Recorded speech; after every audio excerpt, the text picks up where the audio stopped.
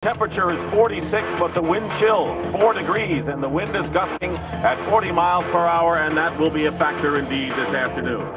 Good afternoon again, everyone. I'm Dick Stockton along with Dan Faust, and maybe desperation is not too strong a word. Both these teams have losing records, as you know, and they cannot afford really to lose too many more games for any wild card chances. Dan, as we come into the game, what the big problems that the Saints face today? Well, I think we've already seen it, Dick, in that wind, and it's a crosswind. It'll blow across the field one side to the other, kind of a swirling type of thing, but this is really going to be a big problem for two people today. Morton Anderson, the kicker, who's not used to kicking in these conditions, and the quarterback, Bobby Hebert. So for the Saints to get off to a good start, very important for Dalton Hilliard to get started early. Well, the Patriots, of course, love these kind of weather conditions. They've been playing and winning with them many of the years, and despite their 3-6 records, it seems that Raymond Berry always seems to have his club ready to fight and win.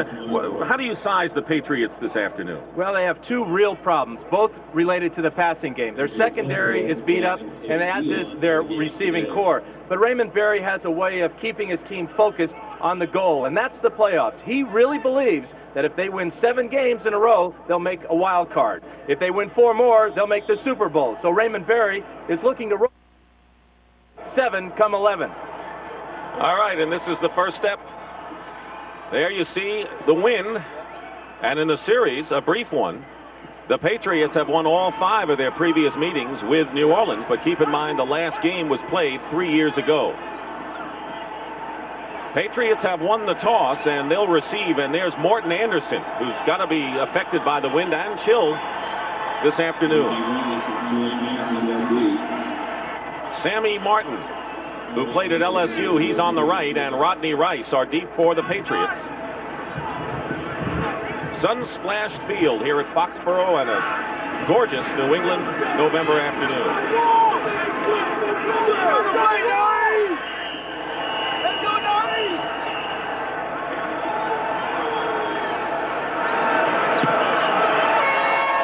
Kick is heading over toward Martin on the goal line. And Martin brings it out to the 15-yard line where Brian Ford makes the stop for the Saints. Steve Drogan, coming back from a mild concussion of a week ago. The 4th quarterback for the Patriots this year. His offensive front, Danny Villa, Sean Farrell, Mike Babb, Paul Fairchild, and Bruce Armstrong are the guard centers and tackles, and Lynn Dawson the tight end. John Stevens and Robert Perriman the running back. Stanley Morgan, the veteran, with Sammy Martin, the wide receiver. Hartley Dykes, the rookie, coming in on passing situation.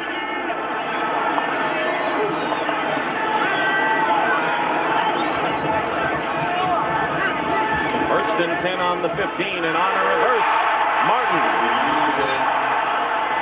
And the Patriots will get a first down as Sammy Martin brings it out close to the 30-yard line. The penalty marker is down as Toy Cook and Dave Waymer combine to make the stop. We'll see, but it's a pickup of 13 right now. And it'll be against New Orleans, face mask penalty, and Bob McElwee will explain. He's our referee today. 5 yards, face mask. First down.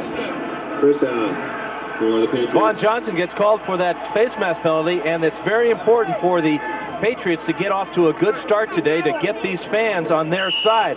Here's the reverse to Martin. Nice play to start the ball game with. There's the penalty. It's not on Vaughn Johnson. That is number 44, Dave Waymer. It's a first down, a 5-yard penalty on the 33-yard line. Stevens with his first carry. And the NFL's Rookie of the Year offensively last year gets some good yardage. Jim Wilkes makes the tackle. He's the man in the middle along with Frank Warren and James Gethers up front for the Saints. Ricky Jackson, Sam Mills, Vaughn Johnson, and Pat Swilling are the linebackers. The rookie Robert Massey and Toy Cook man the corners. Gene Atkins having a good year. And Dave Waymer are the safeties, and you'll see Milton Mack and Brett Maxey in passing downs defensively. Second down and 5. Hartley Dykes is in as a third wide receiver for the Patriots. Dykes replaces Morgan. Stevens. Stevens is knocked out of bounds close to another first down. Atkins and Waymer in the secondary made the play. That's one thing that we'll see a lot of today, I got to believe, is John Stevens carrying the ball. He is an outstanding runner, was to the Pro Bowl last year, and one thing that he's got to improve on, though, is setting his blocks up. I think he saw pretty good that job. That time of just being patient, seeing where his blockers are, and picking up yardage. Jim Mora, who was the defensive coordinator with the Patriots for 1 year, that was in the strike year, 1982. It'll be 3rd down and 1 on the 43. Diving and getting close to the first down is Stevens, and it looks like he has enough for the first down. Vaughn Johnson making the tackle for the Saints. And that's the first time in 13 tries that the New Orleans Saints have given up a first down on a 3rd and 1 play. Quite a string of success, and the players that get most of the credit for that statistic are the linebackers, in particular Vaughn Johnson. Vaughn Johnson and Sam Mills, strong inside linebackers for the Saints, who have a first down on their own 44. Stevens going outside, and he'll be trapped behind by Sam Mills, and a loss on the play of about 5 yards. Patriots got away with an illegal formation that time. Stanley Morgan was the wide receiver to the near side of the field, was not on the line of scrimmage. Referees missed one there. He has to be on the line of scrimmage to cover up the tackle. Here it is right here. This is Stanley Morgan, and he's got to be up right about here for it to be a legal formation, because this is the tackle right here. Morgan at the bottom of your picture. It'll be 2nd down and 14. Back to the 40-yard line. Rogan looking to throw. He'll hang in there and take a hit if necessary. No receivers open, and he dives forward. Back to the line of scrimmage. Pat Swilling made the trap that time. Good pressure from James Gethers. Well, and this is not that bad of pass protection, but we've got to give credit to the Saints' defensive backfield for keeping those receivers covered. Rogan wanted to go to Perriman in the flat here, but probably decided that he could get just as many yards because Perriman was only downfield about 1. Loss of a yard, 3rd down and 15 for New England. 4 wide receivers for the Patriots. And on the handoff, it's Stevens. The crowd does not appreciate the call. If it works, they love it. If it doesn't, they don't. And it didn't. The pickup of just a couple with Gene Atkins forcing from the secondary, and that'll bring up 4th down.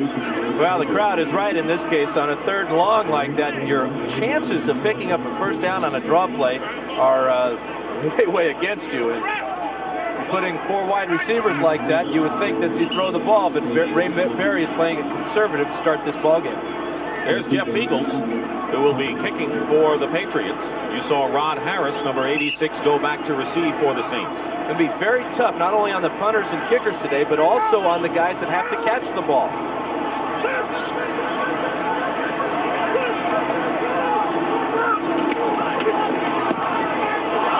And it's off the side of his foot. The Saints are going to find themselves with good field position for their first drive, and that kick by Eagles went only 16 yards. And he got a lucky bounce at that. Could have been under double figures. Here, 40 miles an hour is gusting at the top of the stadium on the far side to this direction, but look at how it comes back at the opposite end of the field, and that's going to be some big, big problems for guys all day long. You were talking to Morton Anderson on the field before the game. I asked him if he had ever seen wind like this before. He said, well, maybe in Iceland. Bobby Hebert, quarterback for the New Orleans Saints, 1st and 10 on the 43-yard line. Buford Jordan, with the first carry of the game, bounces off some defenders and picks up some good yardage. Vincent Brown making the tackle. Saints offensive line, some changes. Jim Dombrowski replaces Brad Edelman, who is out of action. Kevin Haverding takes Dombrowski's spot. Otherwise, it's Hilgenberg, Trapillo, Brock, and Hobie Brenner, the tight end. Hilliard joins Jordan in the backfield. Eric Martin and Lonzel Hill, the wide receivers. You'll see Perriman, Craig Hayward in the backfield as well. 2nd and 5 on the 48.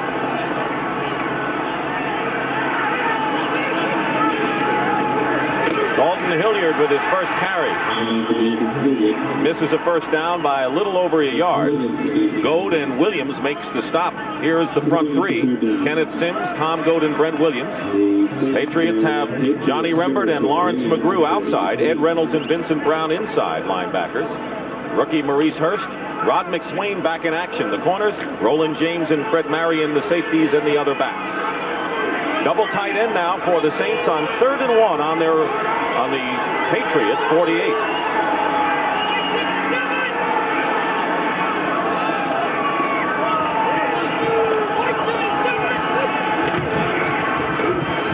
Hilliard, he'll have the first. No, he's short. He is short. And it was Vincent Brown who made the last tackle. Apparently it stops the Saints from getting a first down. Vincent Brown is number 59, and this is what you look for in a middle linebacker, finding the hole much like a running back does and then filling it. And as strong as Vincent Brown is, Dalton Hilliard's not going to pick up that first down. It is 4th down. They missed by a yard, and Tom Barnhart will come in to kick for the Saints. Barnhart, 8 of his 17 kicks inside the 20. Sammy Martin deep for New England.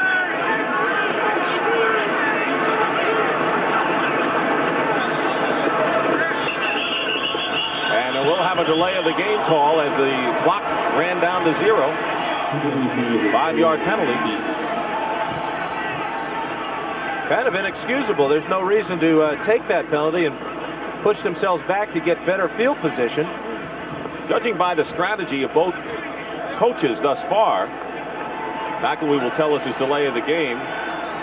It looks as if it's going to be a conservative battle because of the wind, and both coaches are a little shy because of that. And both coaches' background and coaching philosophy tends to be a little towards the right wing side. So now Barnhart will kick from inside his 35.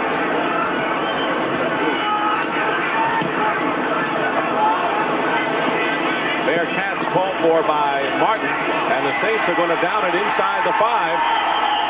Brett Maxey was there waiting for it and downed it. A 50-yard kick by Tommy Barnhart. 8 minutes and 15 seconds remain in a scoreless first quarter here in New England. Full of heartbreakers this year, including last week to the New York Jets on a Leahy field goal when time ran out. Still optimistic. As long as he's not mathematically out of it, that's what he believes. Because the parity in the league, the way things have gone the last couple of years, crazy things can happen.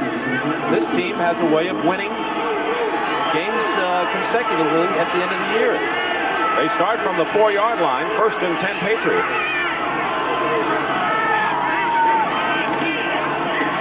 This is Perryman. Robert Perryman brings it out to the 5, a gain of 1. Jim Wilkes and Dave Waymer make the stop. Wayne Martin is playing in place of Geathers now at defensive end for the Saints. You saw the Saints. This is Dave Waymer, the weak safety. He's going to come up and blitz. All the other linebackers are playing this tough, trying to keep the Patriots pinned back near their own goal line.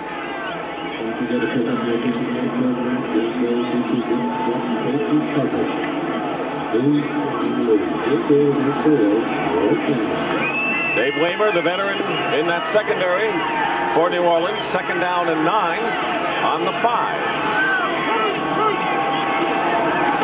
Here is Stevens. Stevens breaks a tackle or two and brings it out to the 9-yard line. It'll be 3rd down and about 5 as we'll bring you up to date on the early scoring around the league. What we're going to see today on this, philosophically, we're going to see defenses being more aggressive because the offenses have shown that they're not willing to throw the ball into this wind. We haven't had a pass yet. So the defense is going to take more chances, do more blitzing, trying to stop that run, force the offenses into passing situations. And that could be a boost to the Saints' defense because they have been outstanding defending against the run this year. Number 1 in the league. Hartley Dykes is the wide receiver, and there is the 3rd man. 3rd down and 4. Grogan's going deep, and this pass is caught but out of bounds by the rookie from Oklahoma State, Dykes, and that'll bring up 4th down. Defending on the play was Toy Cook. Penalty, though. Penalty marker down. Number 28, defense, 5 yards, automatic first down. Critical penalty early on here against the Saints, holding against Gene Atkins. So instead of 4th down and long in the end zone of kicking situation, it'll be an automatic first down for New England. But we can watch for this type of matchup for the Patriots today. They like Hartley Dykes as being 6'4", going against 5'9" Toy Cook. Ball on the 15, first down. Rogan overthrows. He was intending for Martin, and he was well defensed in the crowd. Rogan wearing that neck padding, that neck support. And has made a fantastic recovery from off-season neck surgery. Asked him yesterday about throwing in the wind. He says, well, I'm from Kansas. I'm used to it. He doesn't like the rain, though. Not too many things bother Steve Grogan. Been around a long time. He's not going to let the weather factors today bother his ball game. 2nd down and 10. John Stevens. And Stevens is ridden out of bounds by Toy Cook, who pursued the lateral run by Stevens well. That'll bring up a 3rd down. Take a look at this counter gap play that the Patriots are playing. Out in front is Fairchild and Bruce Armstrong. But the Saints were in a zone defense. Toy Cook playing his responsibility. The short flat there was there for the tackle. 3rd down and 6 coming up for the Patriots. They're on their 19-yard line. Eric Sievers is the lone tight end, with Dykes again the 3rd wide receiver. 6 defensive backs in there for the Saints.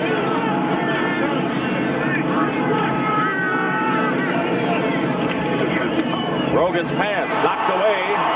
It was intended for Dykes. Robert Massey, the rookie who a lot of teams have picked on, was equal to the task.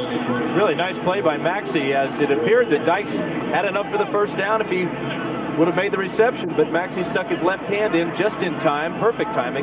Broke it up. 4th down. Jeff Beagles will kick again. Well, you know he's thinking about that 16-yarder he just got off. And he'll be kicking from inside his 5. Rod Harris is deep for the Saints. So far the passing has been chancy for New England. Saints haven't attempted one.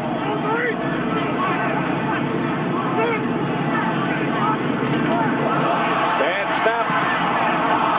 And Beagles does as good as he can to get it away. It takes a New England roll in close to midfield. That kick went 28 yards, and Jim Bowman downed it. Could have been a lot worse for the Patriots. A tough day punting, but this is the last thing he thought he'd have to worry about today, is playing shortstop back there. Nice grab on the tailor-made bounce. Speaking of bounces, the bounces have helped him with the 16-yarder and that 28-yarder.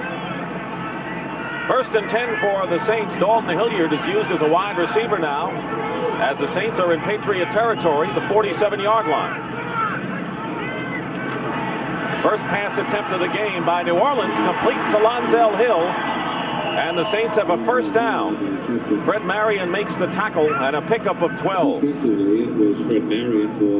This is what the Saints do as well as any team in the league, is the short controlled passing game. Hebert with just a 5-step drop. There you see Hill on about a 6-yard down and in.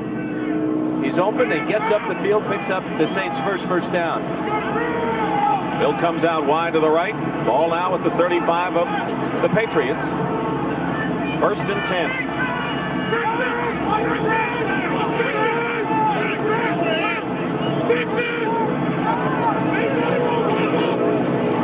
Hebert with another quick release. This time Eric Martin on the receiving end makes a tough catch just inside the 30-yard line, where Roland James, the strong safety, brings him down. A lot of movement before the ball is snapped. Here's Eric Martin, number 84, in motion, and Hebert's got him in his sights right now. 3-step drop, a completion. and a good gain on first down. Martin is the second leading receiver, just 2 catches behind Lonzell Hill for the Saints this year. Brings up 2nd and 4 on the Patriot 29.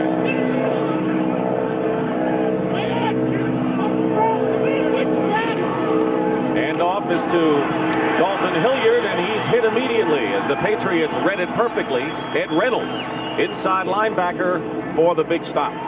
Well, Reynolds told us yesterday that he feels that he's having his best year, and statistically, he's got him to back him up. Leading tackler for the Patriots this year, and playing that position that Patriot fans have seen Steve Nelson play so well for so many years. And Reynolds even keeps in communication with Steve once in a while, gives him a call, says, "Hey, how do you play this game?"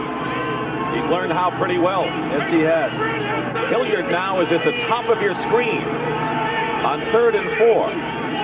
Brenner, the tight end, lines up to the right, and Bobby Hebert will call a timeout after all of that. First timeout used by the Saints in this first half. No score in a cat-and-mouse battle, mostly on the ground between the Saints and the Patriots. No score here at Foxborough. The Saints and the Patriots with 3:59 to go in the first quarter. Saints just used up a timeout, and they've been shifting a lot more than we've seen them shift. Well, what they're trying to do is put pressure on the inexperienced players in the Patriots defensive backfield. There's a lot of calls that have to be made there. The more you shift, the more calls you have, the more chances for error. Now Hilliard lines up wide to the right. 3rd down and 4 on the 29.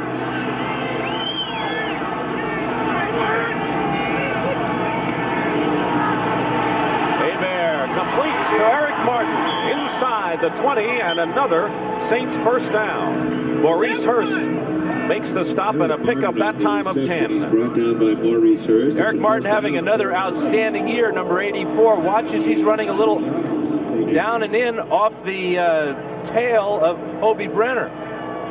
A real football fan. Kind of running in the wake there, picking up the first down. Eric Martin with 3 touchdown receptions this year. First down on the 19 of New England. Play fake. Hebert's toss. He was going for Buford Jordan out of the backfield. Tipped away by Lawrence McGrew. It'll be 2nd down. Hebert's getting excellent pass protection today. That offensive line is doing a super job. A couple of good matchups in there, too, with Stan Brock working against Ken Sims, and then Kevin Haverdink, the rookie, going against the Patriots' best sacker, Brent Williams. That incompletion by Hebert was his first of this game. He's been clicking with the short passes thus far. 2nd and 10.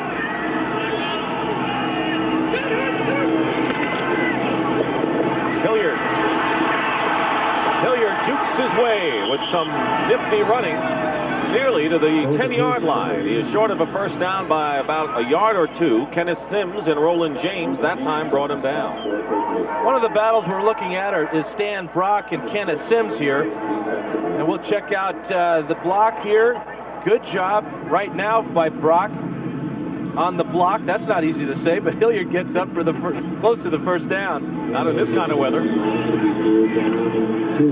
Hilliard did a lot of that on his own. It'll be 3rd down and 2. Saints on the Patriot 11-yard line in a scoreless first quarter.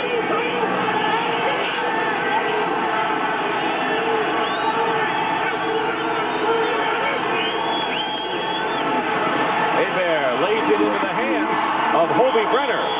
And that'll be a first down for the Saints inside the 5. Maurice Hurst on the tackle. And New Orleans picking and pecking away at the Patriot defense, primed to go in. One thing that with all the movement that the Saints are showing is it's forcing the Patriots to go to very simple defensive coverages. That time, Fred Marion, who's playing the weak safety, he audibled for the defense into his zone coverage. Hebert Brenner, his check down receiver, first down. 3 tight ends. Brenner joined by John Tice and Greg Scales on 1st and goal. Dalton Hilliard gets in for the Saints touchdown.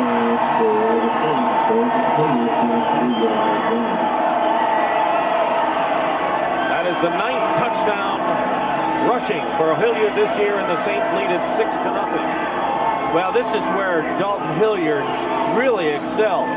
Watch the patience as he waits for his blocks to get set up. And then the explosion, when he sees the hole, goes low, gets in for the 6. Now Morton Anderson, who has missed one conversion this year, will try for the 7th point. John Forcade holding. And the kick is good. Pretty good exhibition of ball control. 4.5 minutes on that drive. And in the waning moments of the first quarter, the New Orleans Saints lead the New England Patriots 7-0. Let's take a look at it from the end zone. And at 5 feet 8, 210 pounds or so, he is tough to stop when he's running this low to the ground. Right over the top of Ed Reynolds for the 6th. We're at Sullivan Stadium in Foxborough, Massachusetts, on a brilliant, sunny, but cold New England afternoon. Dick Stockton and Dan Fouts in a game between two teams who hope perhaps to be in wild card contention, but they know they'll have to win virtually the rest of their game. And the Saints have drawn in front 7-0 over the Patriots with 1:43 remaining in the first quarter. Both teams are talking two words, mathematics and reality. Mathematically, they're still in it. Realistically, you got to say there's no way. One thing for sure, after today, one team will be out of it, mathematically or not. That's right. Anderson will kick off for the Saints. Sammy Martin and Rodney Rice go deep. Martin on the right.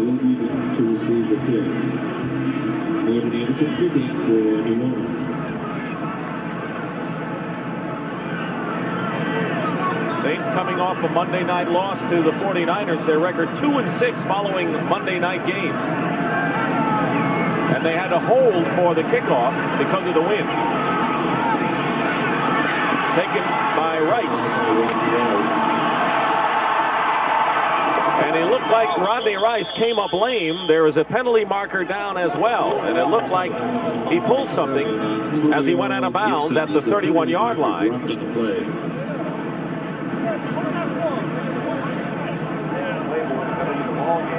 That's one of the real problems playing in cold weather, is trying to stay loose on the sidelines. The return will be brought back for a legal block against the Patriots. Rice is still on the turf.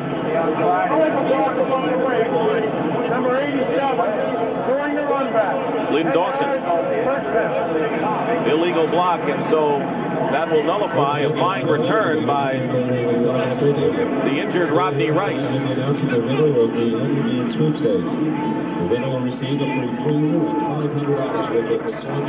We'll take a look at this pulled hamstring.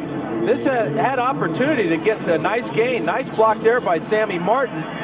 Here's the stumble, and that could have been that old hamstring going right there. That's like having a flat tire.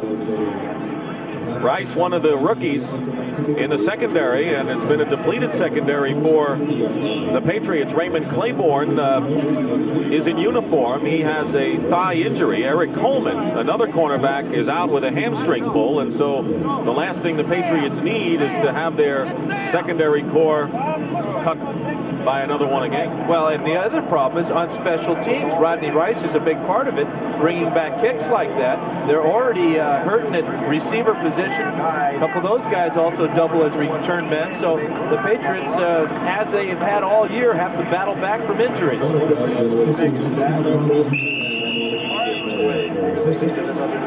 Rice carried off, and now the Patriots offense going to work, starting from their 21-yard line. Both Stanley Morgan and Hartley Dykes are split to the right.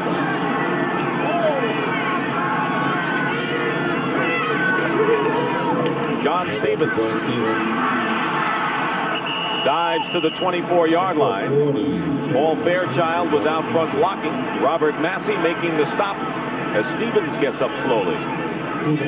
Yeah, but that may be that old Jim Brown syndrome where the running backs never want to show that they're hurt or they're dinged at all. They just want to lay on the ground, make the defense think, hey, we got him that time, take your time, get back to the huddle, and then hit him for a big, long game.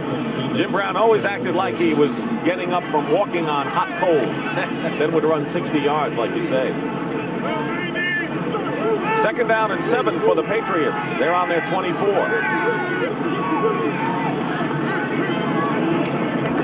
This time, Perriman, the other running back, fumbles, loose ball, and the Saints have recovered. Robert Perriman coughs it up, and on a turnover, Dave Waymer getting up from the bottom of the pile. But it was Wayne Martin, the defensive end, who makes the recovery for New Orleans. Well, this is the Saints' 11th fumble recovery.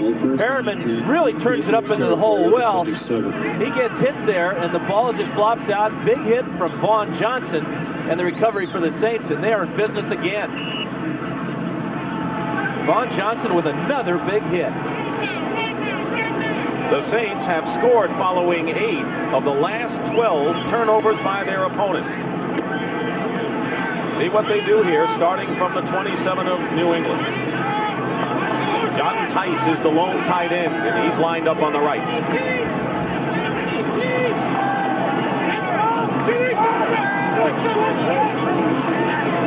Hebert to throw on first down. Up the middle, wide open, is Dalton Hilliard, and Hilliard gets down to the 5-yard line on a well-conceived play and a gain of 23 yards.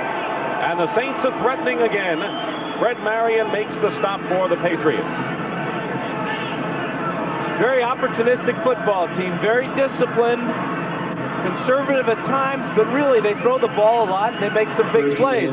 Dalton Hilliard, very, very dangerous out of the backfield. Until that run by Hilliard, the longest gain of this quarter was the 13-yard end around by Sammy Martin that started the game. And the first quarter come to an end with the score, the Saints 7 and the Patriots nothing. Dick Stockton and Dan Fouts started the second quarter, and Dalton Hilliard been the bulwark for the Saints, who are threatening to add to their 7-0 lead. Hilliard just scored his 12th touchdown of the year, one away from the Saints club record of 13 held by George Rogers. And this is just his 10th game of the year. First and goal on the 4, 2 tight ends. Eric Martin is the one-wide receiver to the left.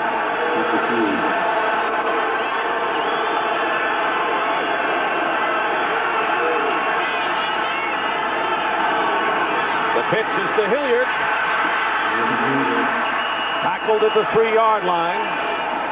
That'll bring up second and goal. Making the tackle is Ed Reynolds for the Pats. Nice job from Ed Reynolds, as he is very patient himself, shadowing Hilliard from the other side of the line of scrimmage. Hilliard hits the hole, so does Reynolds. Reynolds wins that battle. Ball at the 3, second and goal. This time Martin goes up to the right.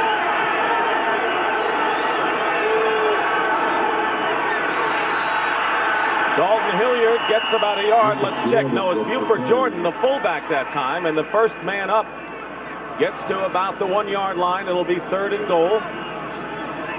Jordan expected to share the fullback position with Craig Hayward this afternoon.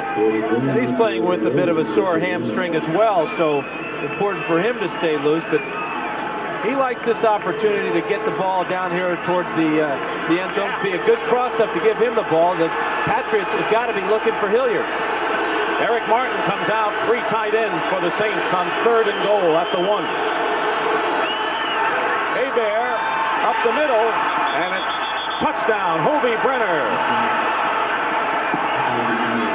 Wasn't easy when they had first and goal at the 4, but Hebert brings them in, and the Saints lead it now 13-0. Well, the amazing thing about this play is the referee, who's standing right next to Hobie Brenner, doesn't make this call. Right behind him there, but it's a good catch. It is a touchdown. And the Saints are on their way. Gets confirmation from the official from the far side. The kick is good. The penalty marker is down as Morton Anderson gives the Saints a 14-0 lead, but let's take it off the board as holding is the call against New Orleans. Well, and instead of 1 point from about 20 yards away, this is going to be a little bit different. backed up 10 more yards. And in this win, you can't take anything for granted. Number 55, offense, 10 yards. Joe Colbrand holding on the play, so now Anderson will have to try a longer and certainly, and mention not a certain kick. This will be a 30-yard attempt. And as Anderson looks at the goalpost, the wind is blowing from left to right across the field, so he'll be aiming this ball at the left upright, hoping the wind will push it through the middle. John Fourcade is holding for Anderson. And the kick is good. So Anderson played the wind perfectly, and despite the holding call, the Saints have moved out smartly to a 14-0 lead over the Patriots. Here in the second quarter, and you have to say one thing, the Saints have a good field position, and that fumble really set up that easy score for them. Well, the big hit from Vaughn Johnson, no news there, and the recovery from Wayne Martin again gave the Saints excellent field position, and with their offense playing very, very well, conservative passing, short passing game here, a 1-yarder to Hobie Brenner in the end zone from Bobby Hebert. Anderson will kick off. Going deep for the Patriots, Sammy Martin is still back there, but he's joined now by Michael Timpson as Rodney Rice, with a strained hamstring, is out for the rest of the game.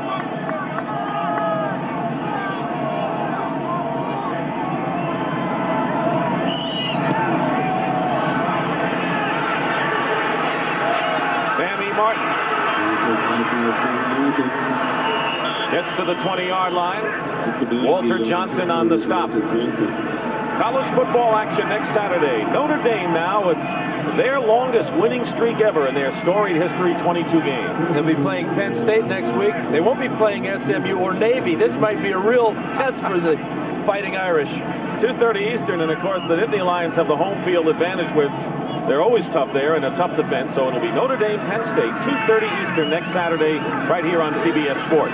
Yeah. The one running back is Perriman, first down on the 20 for the Pats. Grogan, dropped by Dykes. Grogan is now 0 for 3, but that wasn't his fault. Well, and this is something that's bothered Hartley, Dykes, and these fans all year long. These fans expect more from a number 1 pick. So does his quarterback, Grogan. Couldn't have run it out there and placed it in his hands any better. Lack of concentration on Dykes' part. Talking to Grogan yesterday, he didn't even, not familiar with who his receivers would be, and that's got to be very tough for a quarterback to make those connections anyway, under the best of times. Second down. Grogan going deep for Dykes. Tipped away, and Robert Massey had as much of a chance at the ball as Hartley Dykes did, and it'll be third down. But again, the Patriots like Dykes matched up against both these cornerbacks. Massey goes at 5'10", Troy Cook is 5'10", 5'11", and Dykes goes at about 6'4", and you saw there was just a classic example of, hey, I'm going to throw it up to you, see if you can out-jump the guy. Brett Maxey with a safety blitz, and Grogan didn't have much time, and he is not the most mobile of all quarterbacks back there. But maybe one of the toughest. Third and 10.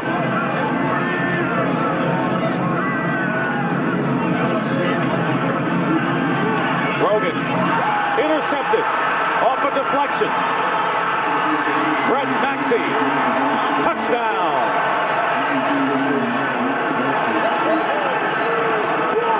27-yard touchdown pass. Vaughn Johnson with a big hit. And a big turnover as the Saints capitalizing on New England mistakes. And it is now a 20-0 game. Well, Grogan is really victimized by his own receivers. This time it's Robert Perriman taking the big lick from Vaughn Johnson. And then as a defensive back, they're taught to get outside and go down the sidelines. That's where your blocking is going to come from. And Maxey gets in for another touchdown for the Saints. Morton Anderson for the extra point. And it's 21-0 running early here in the second quarter. The Saints running away with it to this point. 3 straight incomplete passes for the Patriots. The Saints with their second turnover, and they turn this one into points. 21-0.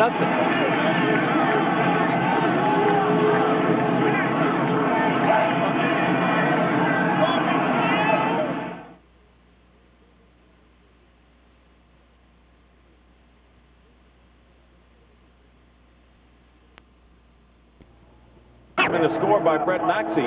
The Patriots muffed the kickoff, and it was recovered by the Saints on the Pats' 29-yard line. And after succeeding on a 4th and 1 play, Dalton Hilliard ran 10 yards for the touchdown. At that point, made it 28-0 in favor of the Saints.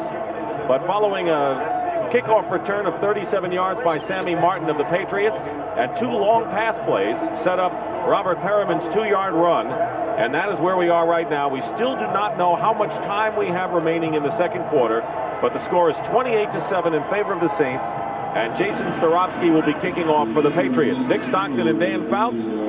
And I know that you've never had a chance to experience a power failure as a player. No, I didn't. I got to wonder, the score was 21-0. Somebody obviously wanted to ban this show in Boston. Cut the power.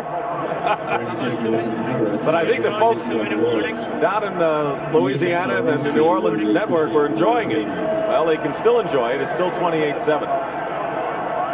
Big play for the Patriots on that drive was the one-handed grab from Hartley Dykes. About a 39-yarder. Yep, and then Martin caught a 16-yard catch. Now we understand there are 6 minutes and 28 seconds left in the first half. And that has been restored. So one of the 2 scoreboards is back. It's 28-7 in favor of the Saints, who have taken advantage of 3 consecutive turnovers by the Patriots. Jason Starofsky, who was the kicker, who was beaten out by Greg Davis, and then Davis was cut after missing some extra points, and now here's the kickoff. Rod Harris. Atkins is back as well, and it's going to be Rod Harris for the Saints returning the kick. Harris brings it out to the 25-yard line, where the Saints will start again, leading 28-7. Tim Jordan making the tackle for the Patriots. And this is the worst field position for the Saints starting off this drive. Bring you up to date. Dalton Hilliard with a 10-yard touchdown run to make it 28-0. That was after the muffed kickoff by the Saints, by the Patriots, in which the Saints took it over on the 29 of New England, and then Robert Perriman with the 2-yard run, and as Dan mentioned, 2 long pass plays set that up. And a fine kickoff return from Sammy Martin. First down on the 25 for the Saints. Hilliard to the top of your picture. Wide receiver screen to Eric Martin. And he's wrestled down short of the 35 by Rod McSwain.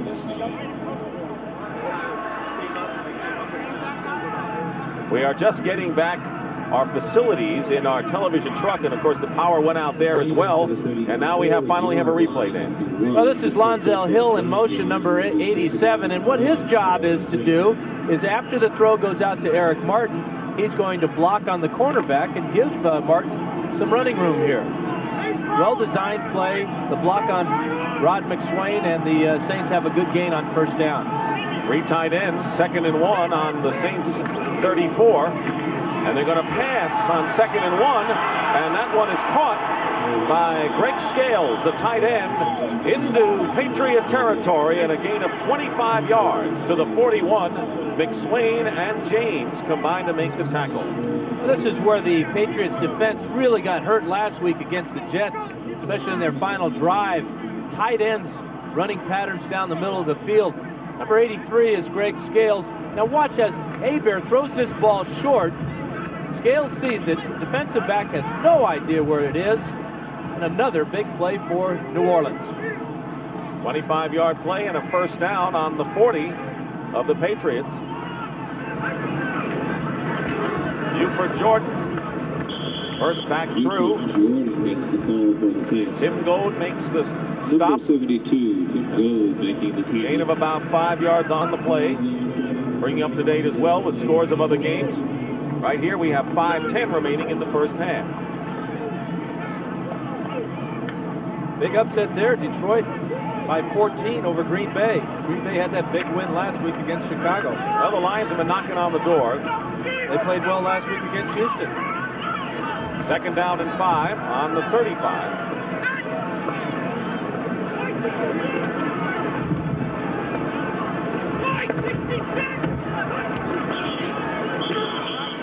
They're going to blow it dead. They still had 5 seconds left on the clock. Somebody might have moved it. Bob McElwee, our referee today, will explain the call. False start, number 70, offense. Kevin Haverdink, the rookie, starting at left tackle today. He's an injured player as well. You can tell with the wind, it is cold around 4 degrees when the game started with the wind chill. Real good indication of how it's blowing on the field, as McElwee's microphone was bothered by the wind. Yeah, you can find with the Patriots, and even during the Patriots year, very easy when the NFL was appearing. There's George going through the crowd, and he's going to get his knee just twisted there by Tim Goad. Yeah, we got to hope he's okay. Greg Hayward is into the game, making his first appearance. You notice the shoes that Buford Jordan is wearing, a basketball type of shoe on this surface, this artificial surface, which may be changed next year by the Patriot management. Go back to the old grass field. Well, yesterday they decided not to practice here at Sullivan Stadium and went to a grass practice field about a mile nearby. Well, and they do that to give their legs a break, practicing on this carpet, especially at the end of the year where the foam rubber gets harder. And underneath the foam rubber is concrete, so it's very tough on the joints. Buford Jordan is up and walking off on his own power, but gingerly at that.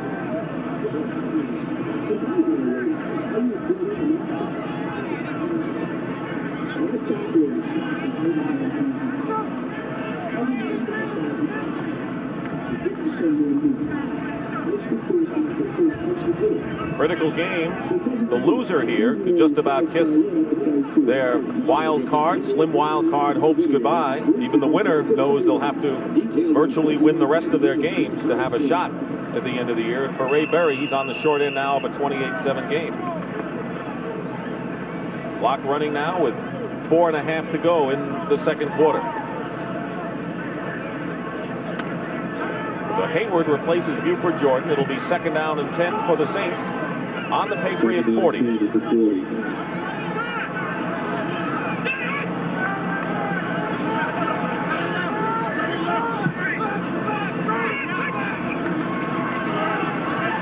the handoff is to Hilliard. Dalton Hilliard picks up about 5 yards. Brent Williams making the stop. And it'll be third down. Second and 10, great situation for the draw play. Hebert to Hilliard.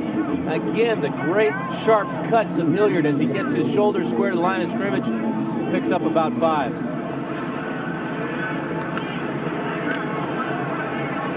It'll be third and 5. Dalton Hilliard, the 2 touchdowns, tying the Saints record held by George Rogers for those touchdowns in a season.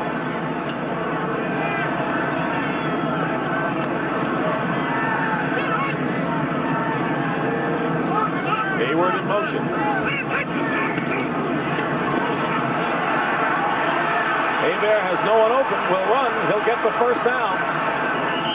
Inside the 30 to about the 26-yard line. Ed Reynolds put the seal on him, and the Saints, with 3 minutes to go in the first half, have yet another first half. Saints offense has been very impressive this afternoon. Very few mistakes. Hebert and offensive line protecting them very well.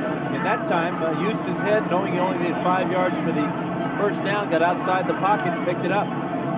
People criticize Jim Mora for a conservative offense, too conservative, but in this kind of game, it's worked to perfection. First down on the New England 27.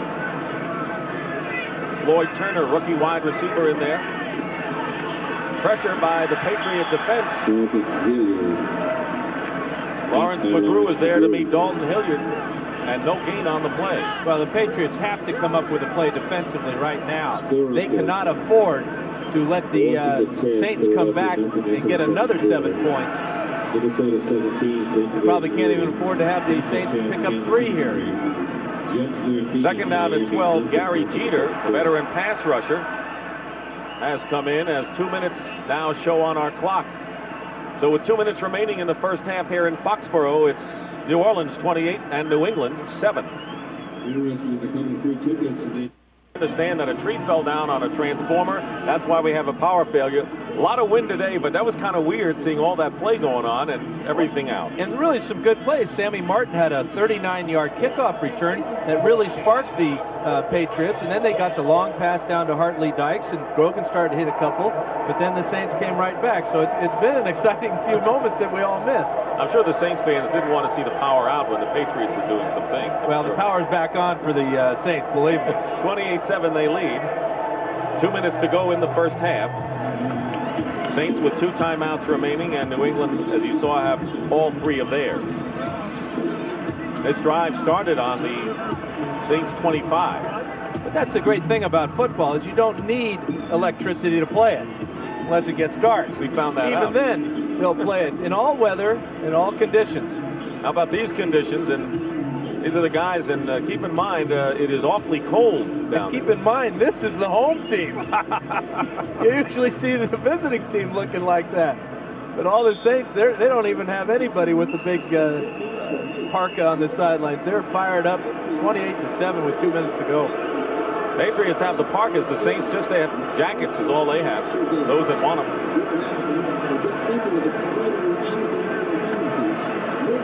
There's the current Saint drive, which started on their 25.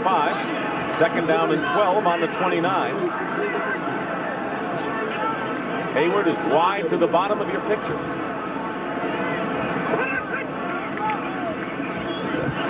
Hilliard fights his way inside the 25. It'll be 3rd and long now for the Patriots or the Saints. Gary Jeter making the tackle.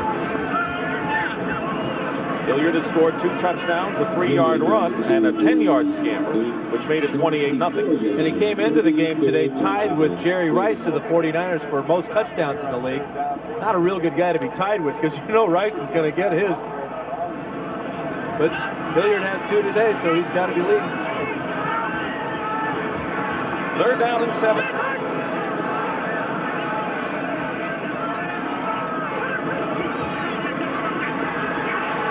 Hebert flushed out of the pocket. And the pass intended for Hayward, and I think he had a shot at that ball. Johnny Rembert was defending. And Hayward had a chance there, but it is incomplete, and that'll bring up 4th down. 2 big plays here for the Patriots. Number 1 is Brent Williams, number 96. He comes within an eyelash of getting the sack on Hebert. But then watch Johnny Rembert at the last minute look up for this ball, or he might have been called for face guarding. Good reactions from a linebacker. 4th down, and Morton Anderson is in to attempt his first field goal of the game. It'll be a 41-yard attempt. Holding is John Forcade.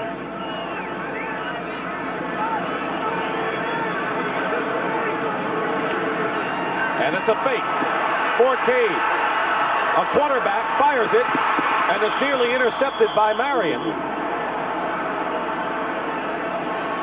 And it'll be New England ball as the Saints try something fancy on 4th down. This kind of gives you the idea that it may be a little too windy down there. This is a fake all the way as Hebert's looking downfield for Brenner. Forcade, rather, the holder on that play. But something came flying in just before the ball was snapped that looked like it was thrown out of the stands. But you know, all of a sudden it just landed right at that line. So somebody has a good arm who's not in the National Football League. Well, he had the wind with him. First down on the 24. Grogan completes his pass to Eric Sievers, the tight end. That'll be good enough for a first down. Watch to the right of Morton Anderson. Actually, it'll be between Anderson and Holder Forcade. Something's going to come flying in here. There, right out of the stands. Now, it looks like it might have been a snowball, but it's not snowing anywhere. It's a heck of a throw. Sign him up. First down for the Patriots, and the veteran Steve Grogan, 36 years old.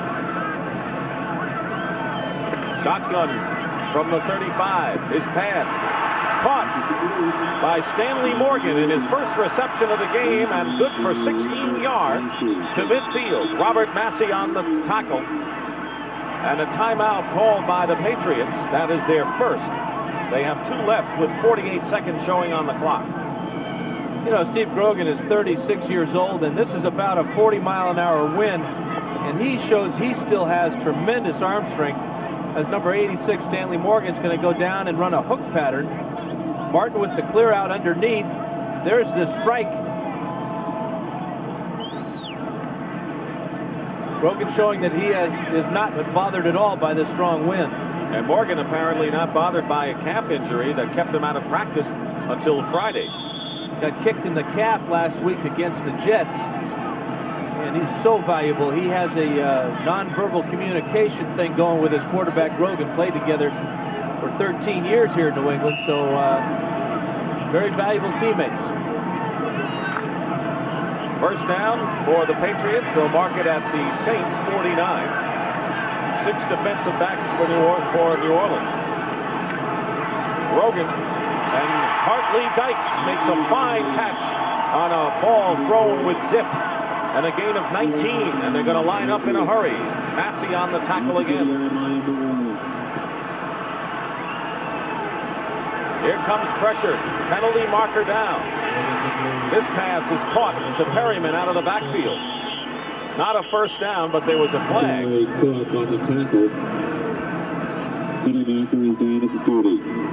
Preliminary signal is that it may be against the Saints. And it is. Well, they should decline this penalty because the gain was about 9 yards. The other part of this penalty that hurts the Saints is that the clock is stopped and won't be started until the ball is snapped again. Offside, number 56, defense, 5 yards, still first down. Pat Swilling, linebacker. Pat Swilling just trying to get off too soon, working against Danny Villa. But Grogan has really bounced back and is throwing the ball well, moving his team down the field. One thing that the Patriot defense did is they kept the Saints from scoring a touchdown or a field goal, and a touchdown here would cut the lead in half. 28-14. 26 seconds remain in the first half. Patriots have 2 timeouts left. 1st and 5 on the 25.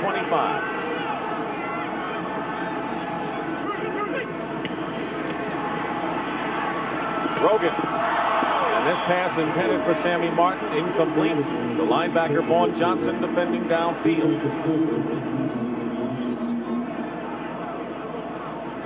Johnson's having an outstanding afternoon as well.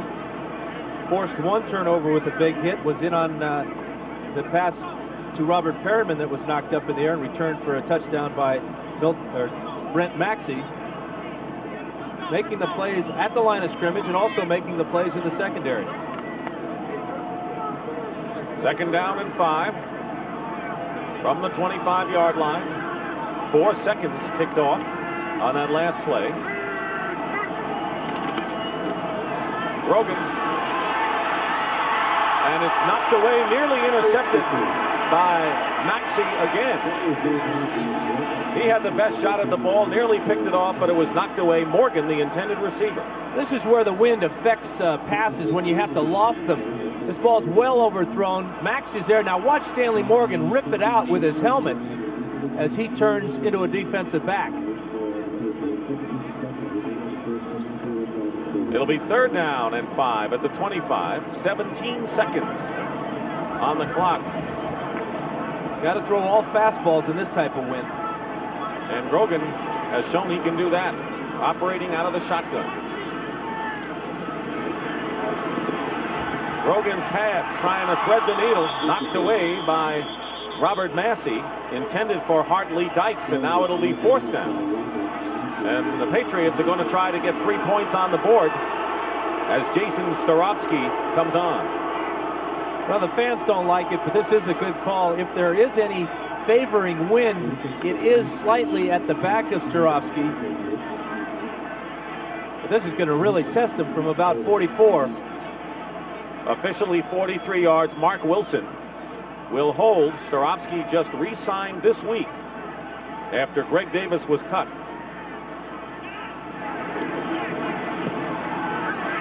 Starofsky's kick is good. A big kick, which will do wonders for his confidence returning to the Pats. And with 8 seconds to go in the second quarter, New England, after spotting New Orleans 28 points, has come back with 10 of their own. Wonderful for your confidence, but also not bad for your career. The paycheck. Really kicked that well, considering this win. That's very impressive. Well, coming up at halftime, Brandon Irv will have scores and highlights. And the story of how the Red Hot Giants kept the heat on this week to get Ram tough, fun in the sun. That's all coming up at halftime.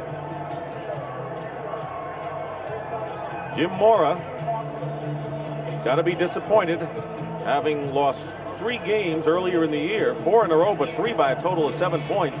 And really no chance, as he knows, of winning the West, but the wild card is his only possibility. Well, and it is a possibility. It's a darn good one, because if he wins today and the Rams lose to the Giants, then they'll be tied for that at least second place in the NFC West. No catching San Francisco, it appears at this time. They appear to be the class of the league along with the Giants.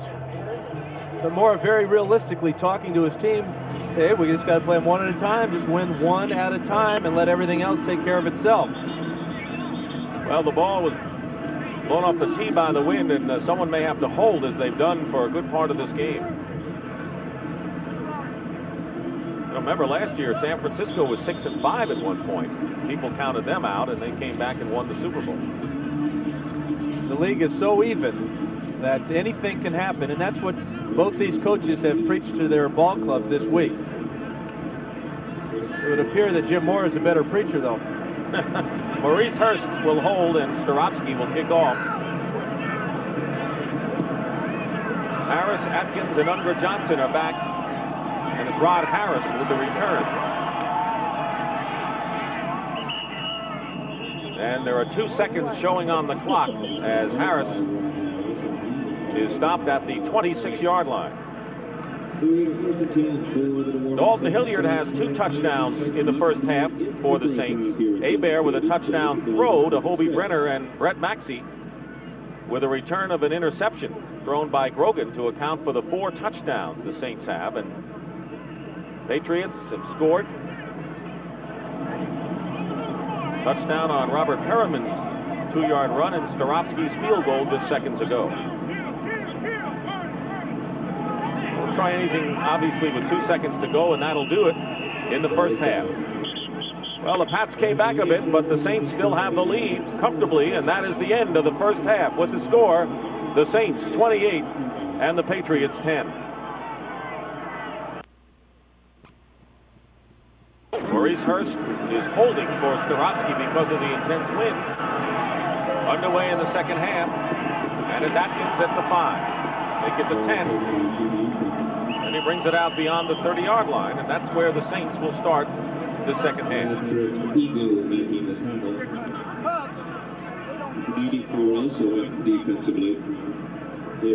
Bobby Hebert leading 9 of 12 for 101 yards and a touchdown pass to Hobie Brenner. Offensive line giving him excellent protection today. In fact, they're doing a good job with the run, as well as Dalton Hilliard's having an outstanding afternoon. Capping an outstanding season. Hilliard is in there with Buford Jordan, who was shaken up. He left the game, but he's back in there now starting the second half. Hilliard carries on first down and busts off right tackle and picks up about 9 yards, where he's stopped by Ed Reynolds and Fred Marion. He's gained 54 yards thus far. Saints are featuring the right side of their offensive line, Trapillo and Stan Brock. Buford Jordan back in the ball game with a good lead block, and Hilliard has a big gain on first down. That's what Hilliard has done today. Mentioned Steve Trapillo. He played his college ball right here at Boston College. Paul Frazier replaces Dalton Hilliard in the backfield for the Saints on 2nd and 2.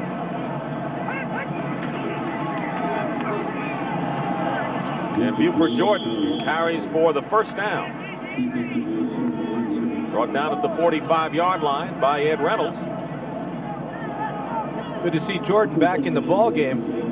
Had his knee twisted in that second quarter. But he's a tough guy. Gets those hard yardage for you.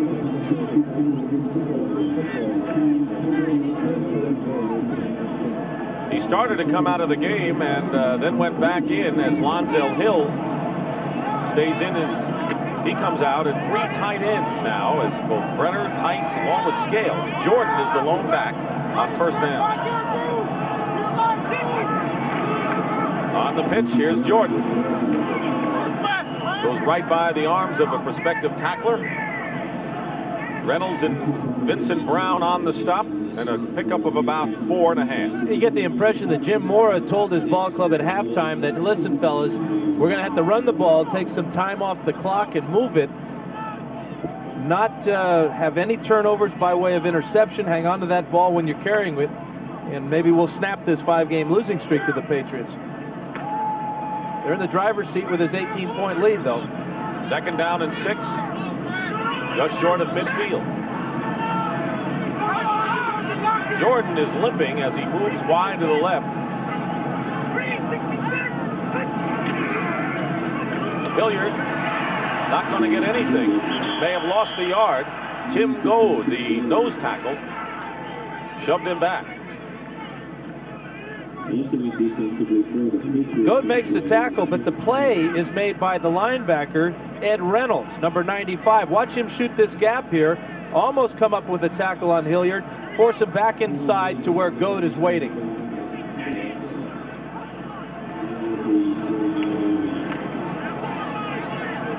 Saints have been able to run effectively up to that point. 3rd down and 6, make it 3rd and 7.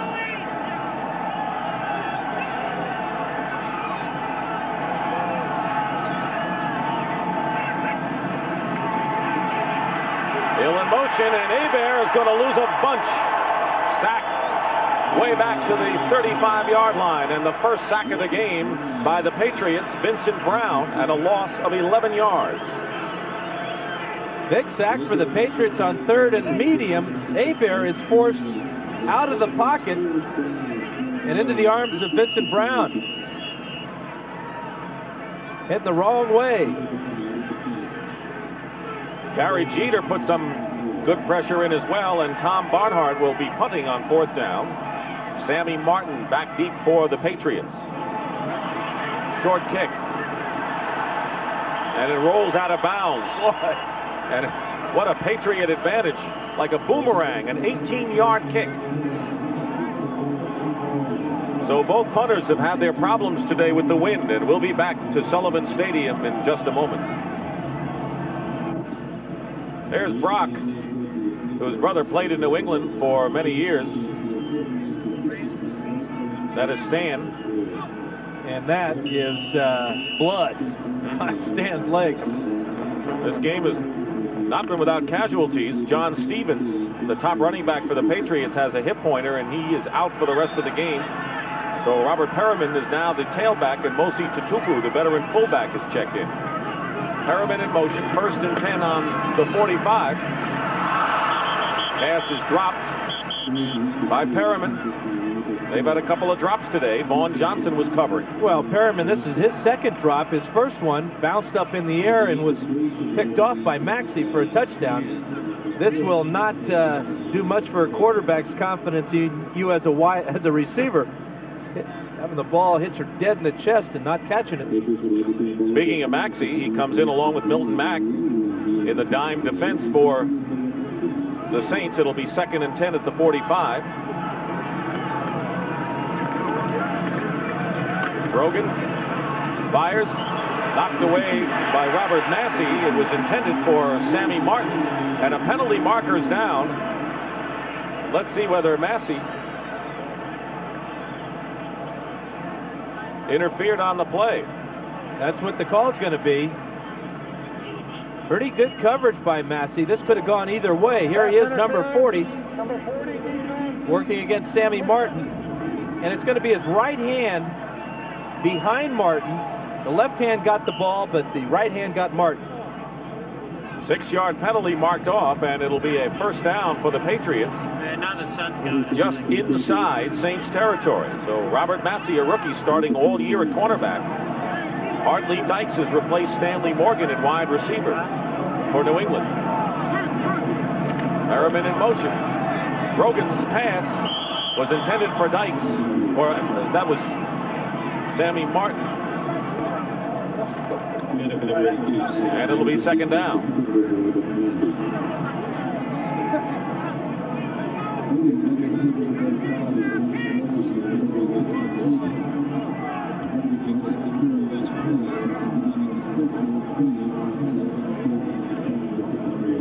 This is an important drive for the Patriots. They have got to come away with some points here if they're going to get back in this ball game. 3 wide receivers. Martin is joined by Morgan and Dykes on second down and 10. Grogan with a quick release, and Stanley Morgan makes the reception. Shy of a first down by about 5 yards. Massey on the stop.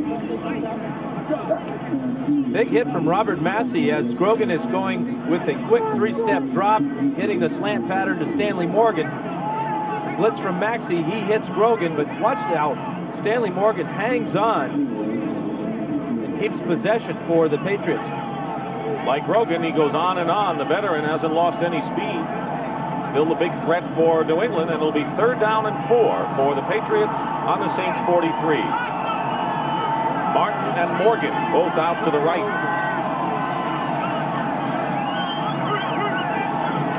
Grogan got tremendous pressure that time.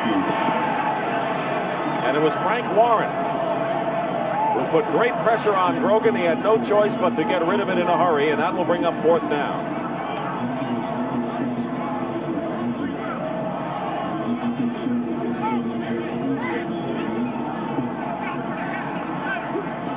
Jeff Beagles will kick for the third time. You can see by the numbers that the wind has played havoc today. Ron Harris goes back deep for the Saints. This will be Beagles' first punt with the wind, though.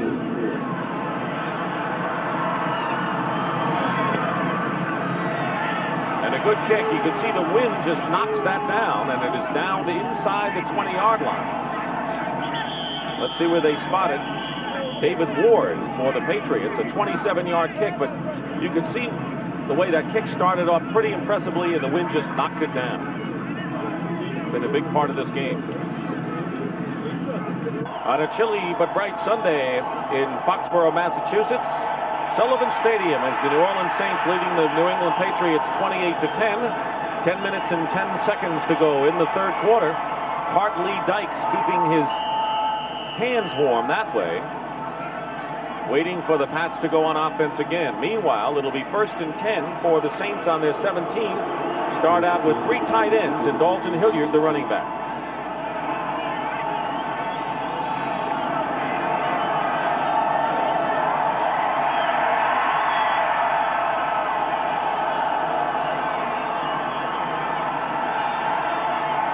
Hilliard carries, busts through the line and brings it out to the 25-yard line. Good 8-yard pickup by Hilliard. Brett Marion, free safety, makes the stop, but Hilliard having a fine afternoon. He's gained 62 yards so far. Yeah, just 16 carries, very consistent type of numbers that Mora likes to see in his offense. That offensive line with Haverdink taking over for Dombrowski and Dombrowski taking over for Edelman on the left side. Doing a good job. 2 wide receivers now. Buford Jordan joins Hilliard in the backfield on 2nd and 2.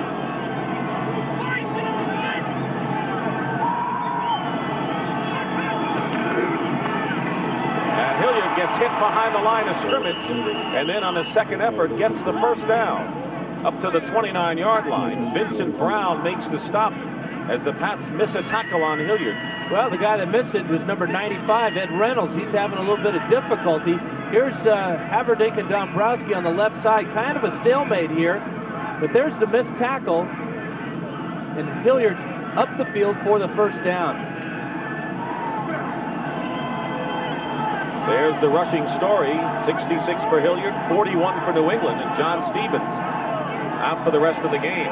First down on the 30. 3 tight ends back in there for the Saints.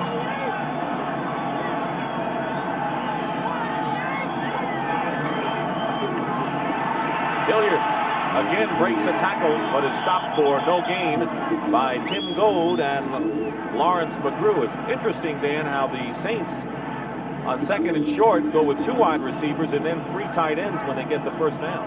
What that extra tight end is, it's like the fullback in the backfield. We saw that Jordan was a little bit shaken up in that second quarter. So what they're trying to do is change personnel, again put pressure on some of those youngsters in the Patriots secondary, make them make a lot of different calls, a lot of adjustments. So far, everything the Saints are doing on offense is working. You saw 2 of those tight ends leave. Tice is the one remaining in there. Second down and 10. And a timeout called by Bobby Hebert. The first timeout used by the Saints. And there were 5 seconds to go on the 30-second clock, and Hebert didn't have enough time to get that snap off. So we have 7:51 remaining in the third quarter with no scoring yet so far in this stanza. 28-10, the Saints lead the Patriots. Midway through the third quarter, actually the wind chill started the game at 4 degrees, now at 5, but it's still cold and windy. Nanook of the Northeast.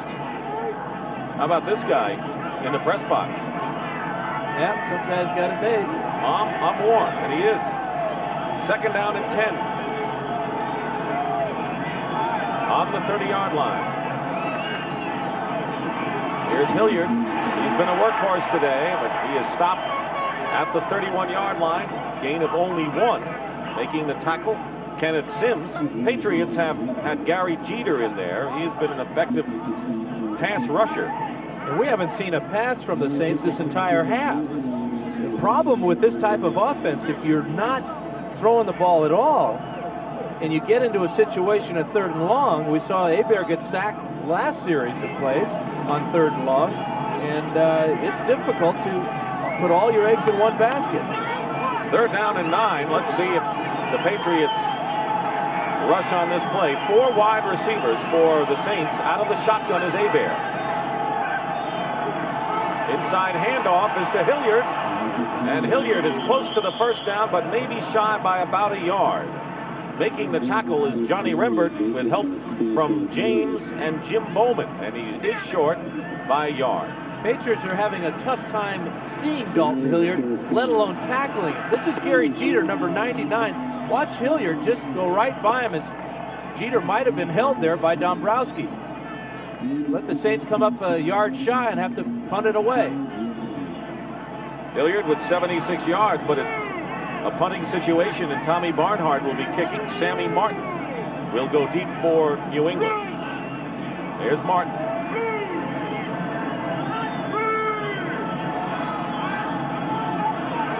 And the clock runs down, and we'll have a delay of the game called. So they'll mark the 5 yards off, and Barnhart will kick it again. That's really ridiculous, having a delay of game penalty on the punting team. You don't have any audibles to call. You don't have any people to move, put in motion, or shift around. Let's get up there. Let's snap the ball and kick it away. Unless they feel that the Patriots may jump even on a 4th and 1 situation on a punt. That's hard to believe, because all they have to do is look at the ball. There's nobody right there at the line of scrimmage giving a cadence to induce them offside. That's a mental mistake on somebody's part out there. Barnhart again.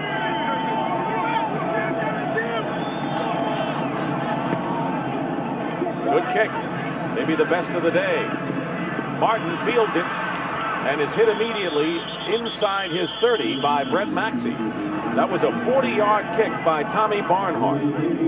Next Saturday, Notre Dame. They beat SMU 59-6. They took it easy on them, I guess. Compared to what Houston did. Anyway, the Irish, undefeated, number 1. Tony Rice, the Heisman hopeful, against Penn State. Penn State, of course, playing at home. That'll be a big boost to them, as well as their defense, which includes Butkus Award nominee Andre Collins.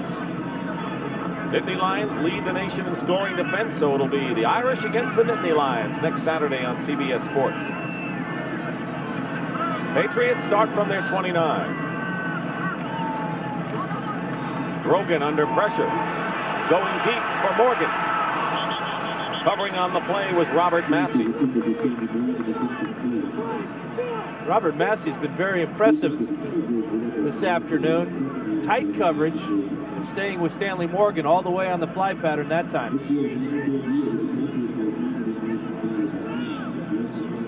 Instant replay officials not going to help the Packers this week, huh? 24-3 Detroit. Problem is staying up each week, and you knew that the Packers had to be at their peak for the Bears in that dramatic win. The Lions were going to win one of these days, more than the one game they had. Grogan has completed only one of his last 8 passes.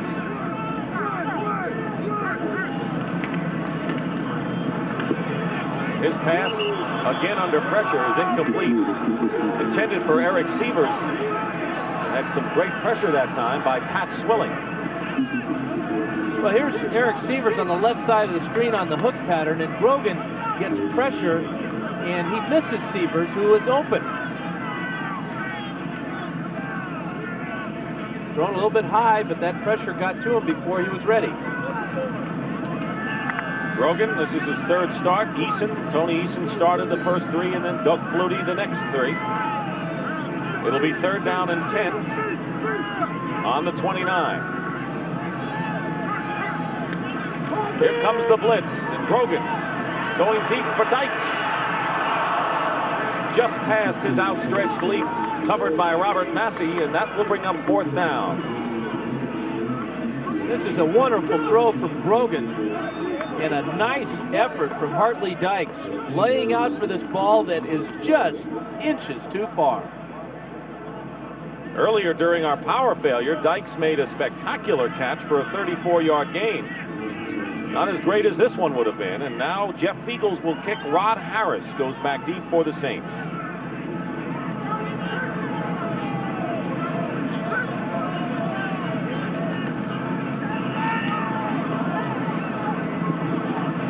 Harris on the run.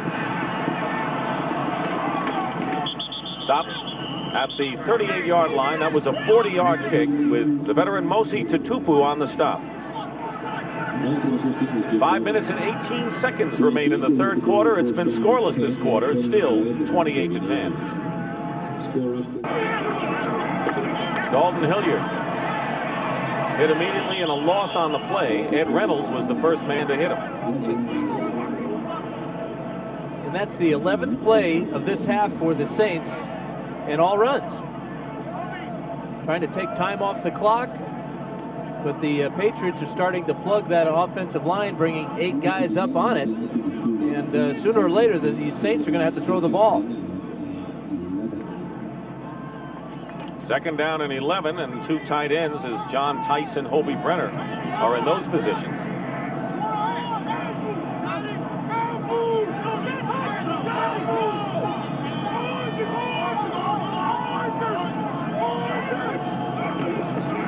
Hebert will throw. It was intended for Eric Martin, and covering well on the play is Rod McSwain. And it was McSwain who was brought back from injured reserve, activated for this game, and he had been out since the end of September. Doesn't seem to have lost anything, because, again, that was one of those passes where the quarterback throws it up in the air, hopes for his receiver to out-jump the defensive back, but McSwain had a nice recovery, looked back at the ball, and knocked it away.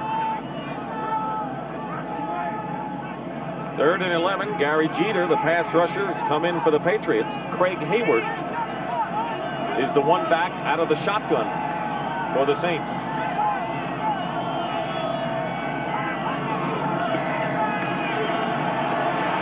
Hebert with time and a catch, maybe a fumble, and it should be, and it's recovered by Johnny Rembert.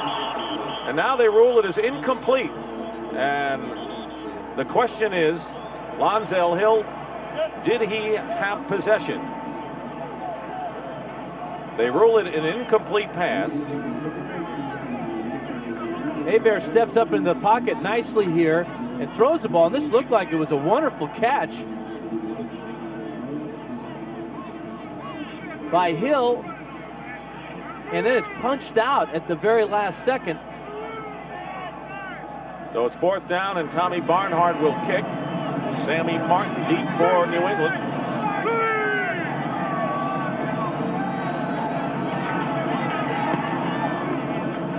Fine kick that time again by Barnhart. Martin trying to get some running room, none there, and he is down after the 33-yard pick at the 33 by Joe Colbrand. Martin out of LSU was a backup to Dalton Hilliard as a tailback at LSU, and you can see here in New England the lights are on as the shadows are lengthening and have covered just about the entire gridiron. And that temperature will be dropping drastically as the sun leaves this field, but it doesn't really seem to have affected the New Orleans Saints at all. You've really got to tip your hat to their concentration today. They're playing an outstanding game. Patriots start from the 34 with 4:07 to go in the third quarter. Brogan to Mosi Tatupu. Saints have some trouble bringing him down, and he's finally stopped at the 39 by Toy Cook. Big part of the game, as you have mentioned throughout, with Dalton Hilliard running the ball. 27 minutes to about 14 for New England. Well, oftentimes this is one of the most overrated and meaningless statistics, especially coming into this game. Both teams, despite their records, were on the plus side at the time of possession. Robert Perriman gets good blocking and bowls forward to a first down to his own 45. Sam Mills on the stop. They're plus on the time of possession, but minus in the one-loss department. Even the Minutemen are cold today. See, they're sitting in the sun. They know that when the sun goes down, they'll be leaving. They only thought they had to be out here for a minute. First down. Perriman. About a yard is all, with 3 minutes remaining in the third quarter. Frank Warren making the tackle. Now this was water before the game started. Bags of water. And they still are, of course, but it's so chilly they turned ice. And it's interesting how they turned into cubes. And you notice that they're still in the bag. There's no players out there who want any ice put on them today. On 2nd and 8, Brogan's pass intended for Martin. Massey covering on the play, and it'll be 3rd down. Well, we're looking at a frustrated veteran quarterback right now. Steve Grogan had a number of balls dropped today, throwing in this wind.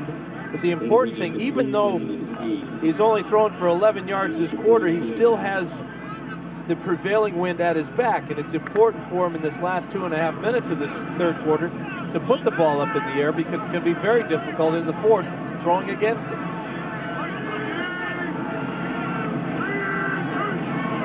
Four wide receivers. And this pass is caught by Sievers, the tight end, up the middle. A tough catch and good enough for the first down. Dave Weimer covering on the play. And the Pats keep possession. Former teammate of mine, number 85, Eric Sievers. And having played with me for a number of years, he's used to having to make this tough catch. He really has developed into a fine receiver. We used him a lot as a blocking tight end in San Diego. Of course, we had Pete Holohan and Kellen Winslow as our receiving tight end. Not to mention the great wide receivers you had. First down on the 43. Brogan nearly intercepted that time by Milton Mack. Pass was intended for Stanley Morgan, and Mack had it in his hands. Really a difficult play for Mack, because his concentration, number one, is on Morgan running the pass route. The ball goes by Morgan right into Mack's hands, but he wasn't quite ready for it. Buffalo's back on track. Jets in Miami have tightened up a bit. That's always a great battle. Second down and 10 on the 43 of New Orleans. Flips the pass to Mosi Tatupu, and a fine tackle by Sam Mills. And Tatupu is stopped at the 41-yard line. It'll be third down and about 8 now for the Patriots. This appeared to be a good play for the Patriots. They had two blockers out in front of Tatupu. Well set up by Grogan, but the play by Sam Mills is he avoids the block and makes the tackle. Tatupu goes out and an extra wide receiver is in there. Third down and 8. 8th play of the drive upcoming. Grogan fires. And that is an incompleted pass as Brett Maxey came close to picking that one off, but it was trapped. Sammy Martin was the intended receiver. Maxey already has intercepted a pass and run it in for a touchdown today. Take a look at it as this ball comes in over the receiver's head, and there's Maxey on one hop. Good call. Fourth down now. And 8. The crowd saying go for it, and so is Raymond Berry. When was the last time, whatever they do, the Patriots took trailing 28-10, but when was the last time a crowd ever booed when a team went for it on fourth down? They'll boo if they don't make it. Hindsight.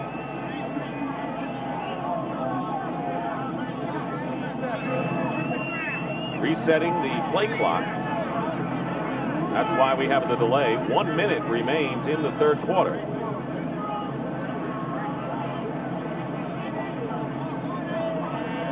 No scoring in this third quarter after the Patriots, spotting the Saints 28 points, scored 10 before the first half ended. Now they will go for it on fourth down and 8. Got to get the ball to the 33. This pass is tipped away by Toy Cook, and it'll turn it over now as the pass intended for Morgan is incomplete, and the Saints take over on down. Saints drop back into a zone here.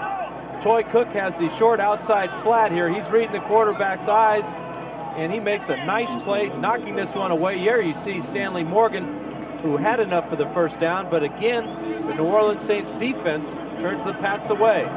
And when you say turn the Pats away, they have turned the fans away as well, as a great many of them have begun now to make their way to the exit.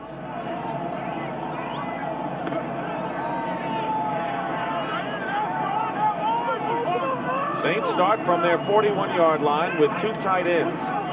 The pitch, Dalton Hilliard. Hilliard with some great running gets into Patriot territory and picks up 11 more yards and a first down. Stopped by Ed Reynolds. He's got 86 yards, and his season's best was 2 weeks ago when he picked up 93 against Atlanta. You know what he looks like when he runs sometimes? It's like a slalom skier going through the gate. Right. Left, right, left. Low center of gravity. In fact, Raymond Claiborne of the Patriots compares him to a smaller version of Earl Campbell. Quite a compliment. First down on the 48.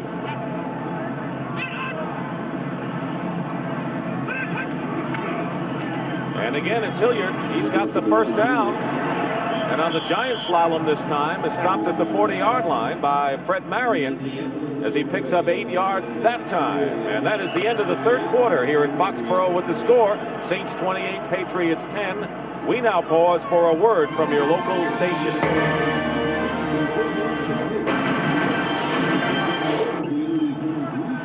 Well, the action's picked up in the parking lots. You know where they're heading, don't you? Tailgate parties, even in New England, when it gets chilly, abound. And we start the fourth quarter here at Sullivan Stadium. Dick Stockton and Dan Fouts with the Saints comfortably in front, 28-10. After a scoreless third quarter, it'll be second down and 1 for New Orleans on the Patriots 39. Pitch is to Dalton Hilliard, who has enough for the first down, and Hilliard with his efforts this afternoon, has established a season high in rushing. He's got 96 yards, breaking the 93 he chalked up 2 weeks ago against the Falcons.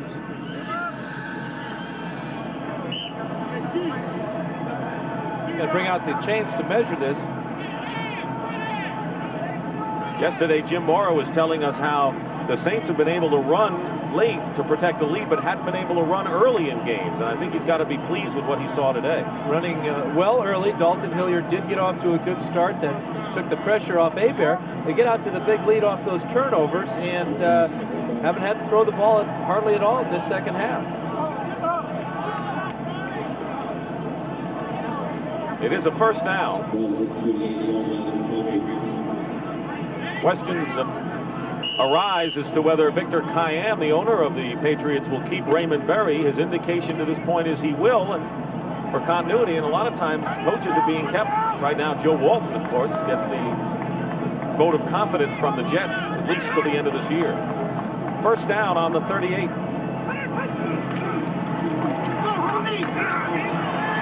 Hebert, with no receivers, throws it out of bounds.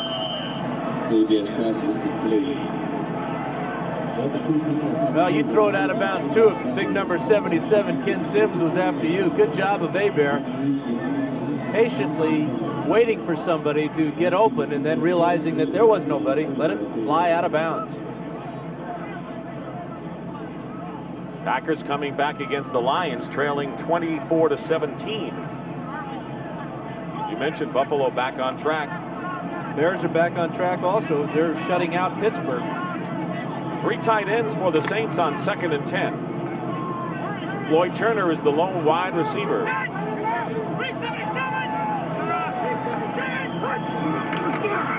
Hilliard has been able to escape defensive linemen who have had shots on him early. He picks up a couple there. Johnny Rembert makes the stop. Hebert did a nice job that time of looking at the play clock, which was down to 1 when he got that ball snapped.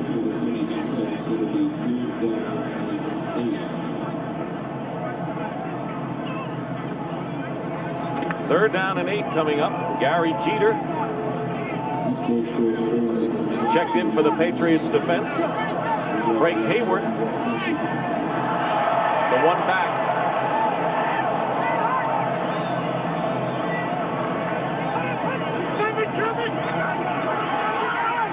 Hebert pumps, puts it up for grabs, and it's intercepted.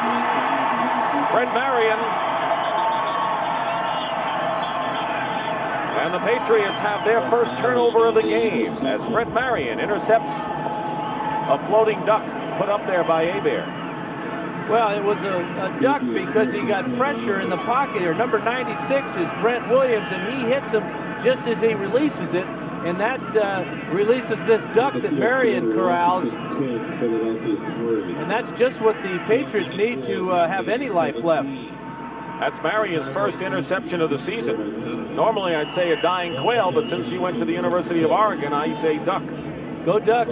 Winners over UCLA yesterday, 38-20 to improve their record to 6-4. Thank you. A couple of your former classmates here. They look like Orangemen to me.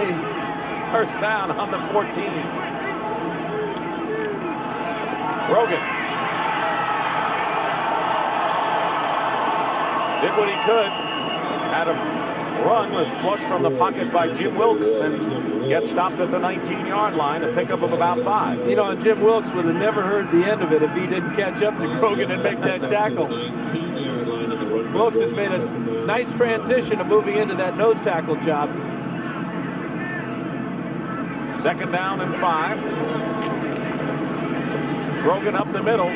Robert Perriman holds onto it after dropping a couple earlier, and he's close to a New England first down. Vaughn Johnson on the stop. It is a first down for the Patriots.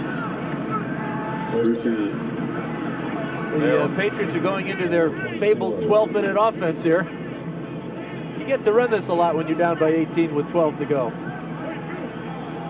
On the 24-yard line, Grogan gets rid of it and throws it away. Robert Massey.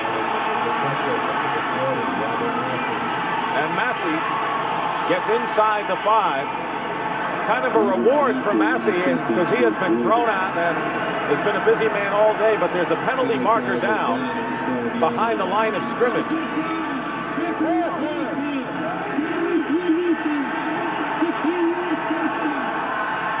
And the penalty apparently is against the Saints. Roughing the passer. And this really hurts because the penalty happened while the ball is in the air before the change of possession. What a break for New England. That was a 36-yard interception by Massey, and it'll go for naught.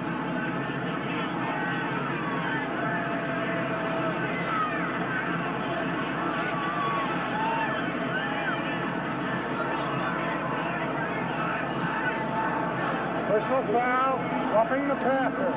73 defense, blow to the head. Frank Warren, number 73.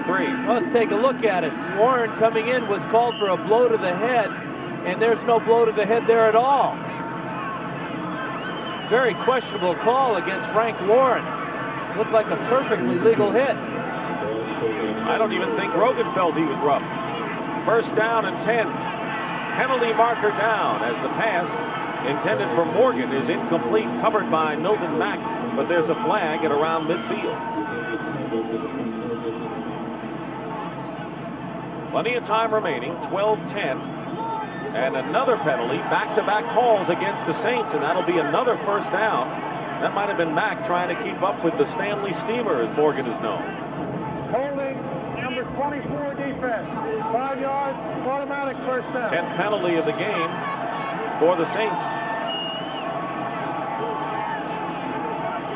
Mack is incensed with that call. This is all part of that 12-minute offense.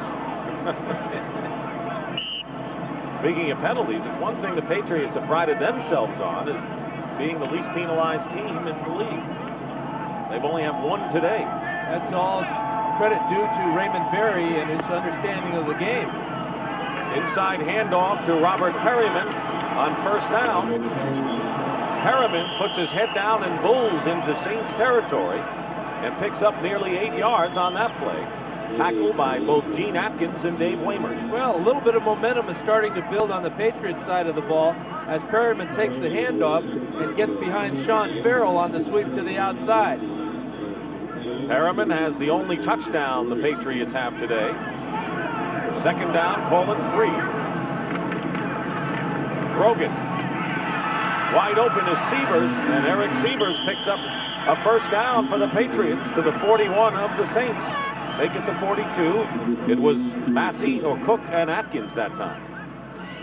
Little flat pattern for Sievers as he comes off the break of the outside receivers.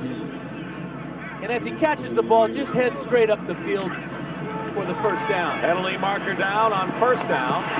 That pass intended for Dykes makes the catch, and it's a good catch inside the 25. There's a flag down, however.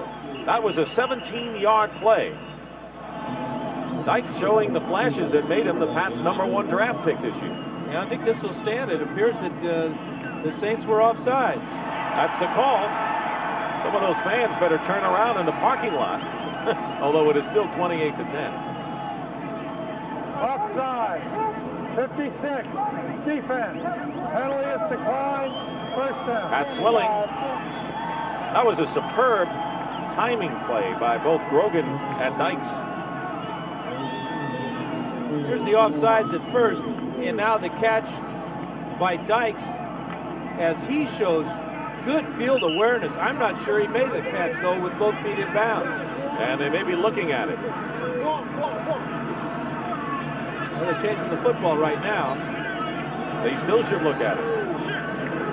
Well, it appeared that he had at least 1 foot down. And they are going to look at it. His right foot and his left foot's out of bounds. That's no catch. Tom Kelleher is the replay official. I guess they're not, or they already did. Direct snap goes to Mosi Tutupu. And it takes a bunch of white-shirted Saints to drop him at the 20-yard line. Brett Maxey will get credit. That's amazing that they didn't reverse that call. Clearly, Dykes only had 1 foot down before he went out of bounds. But Grogan got his team up on the line of scrimmage and ran a play. Very smart play by Grogan's part. Second down and 7. And this pass is short. It was going for Dykes, and Milton Mack was defending. It'll go as an incompleted pass, and third down and 7. Can't understand that call unless they felt that Dykes was pushed out by Waymer. That must be it. Rookie from Oklahoma State. And evidently, that's the call, that he was forced out. If he was not pushed, he would have had both feet inbounds for a good catch. Third down and 7 on the Saints 20. Steve Grogan, and his pass incomplete, in and out of the hands of the defensive back Dave Waymer, intended for Eric Sievers. But there's another penalty marker down, and all of them have gone against the Saints on this drive. And this one will go against the Saints again. It's like they knocked the old quarterback down again. Personal foul, number 53, defense. Vaughn Johnson. Roughing the passer, late hit. Went the distance, first down. Vaughn Johnson coming in on the blitz. He's got clear sailing all the way to Grogan. The ball's gone, and there's the late hit. That is a good call. And the old man gets bounced on this hard turf again. He's 36 years old and can take the punishment, but that was not part of the rules, and it is another Patriot first down. It'll be first and 10 just outside the 10-yard line. And that's 3 penalties that have given the Patriots life and first down.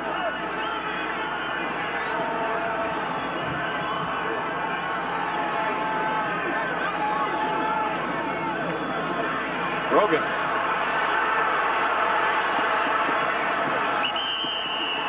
He saw him coming, and Pat Swilling caught up with him. That is the second sack of the game by Swilling and the Saints. Loss of 9 yards. Well, Grogan's going to have a tough time outrunning the water boy, let alone Pat Swilling. There's Wilkes giving pursuit, but Swilling trying to swipe that ball out with his right hand.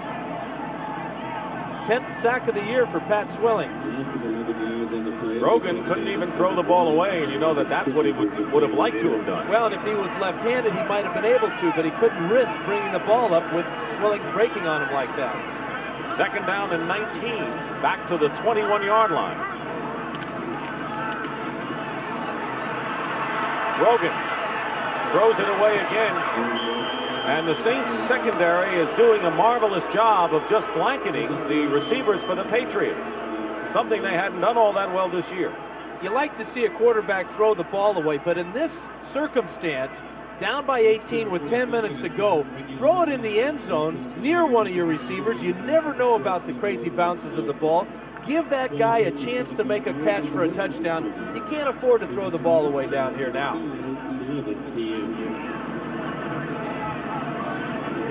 Half their yards off those 3 penalties on this drive. Third down and 21. Want to send the Saints a thank you note.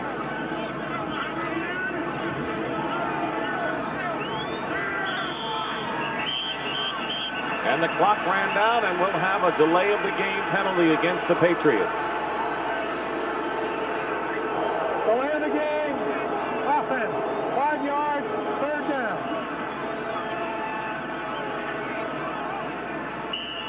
Again, really no excuse for a delay of game because there is a clock there to tell you exactly where you stand.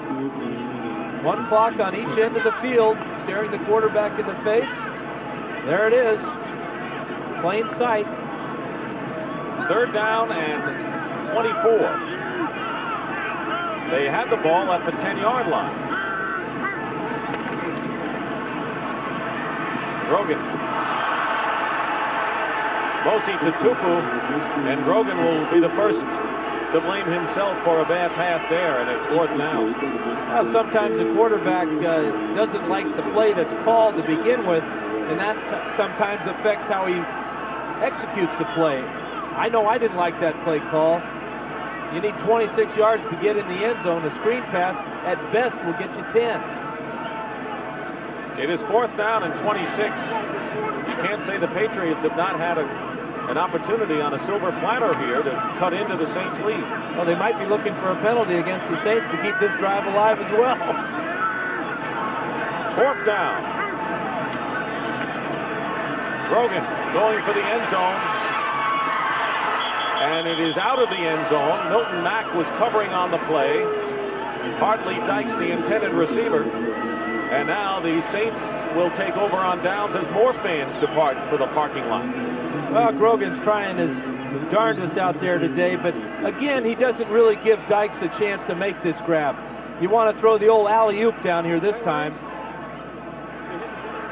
Mack would have had the interception had he not juggled it.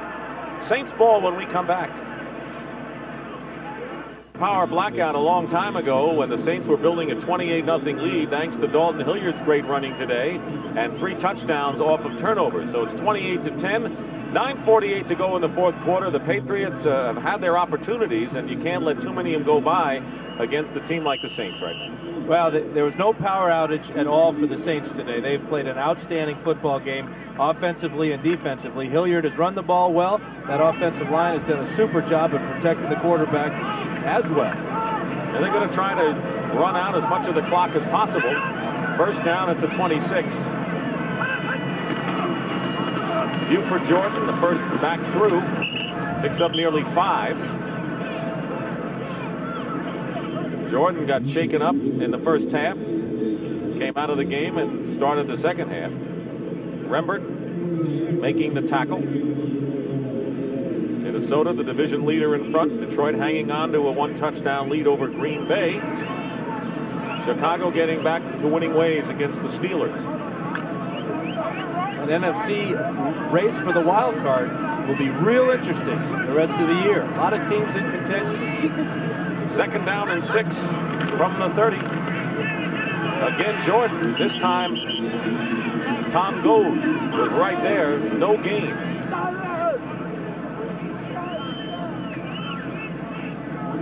Tim Gold. He comes out of the game with Jeter comes in as a pass rusher on 3rd down and 8.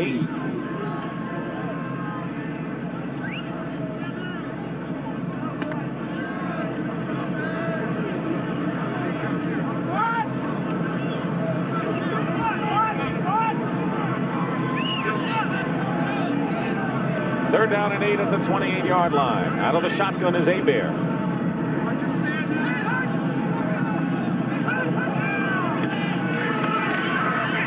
Hebert is going to get sacked back to the 20-yard line. And it was Gary Jeter. And a loss of 8 yards. His 5th sack of the game. Of the season, I should say. Yeah, and Jeter last year, when he was with the Rams, had 5 in a game against the Raiders. This is why an outstanding pass rusher his entire career. He's in his 13th year, and he, as well as Stanley Morgan, hasn't lost a step. Barnhart will kick, and Sammy Martin goes deep for the Patriots.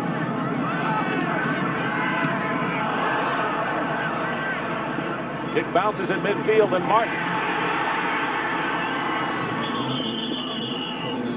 out of bounds, and he looks like he is shaken up. And he is. Sammy Martin looked like his left foot. Looks like he might have sprained his ankle on this turf. He couldn't wait to get out of bounds. Well, what happens with Sammy Martin going out of the game, that really handcuffs the Patriots' pass offense, which they have to go to now. Got to get back into the game in a big hurry. Just under 8 minutes to go. Martin goes down. That leaves the Patriots with just 3 wide receivers, Morgan, Dykes, and Timpson. Their leading receiver all year, Cedric Jones, could not play today because of a thigh injury. 2nd and 10. Grogan's pass on the money, and it's complete to Morgan. He's going to the man he knows the best. It's a 1st down and a gain of 12. Dave Waymer on the stop.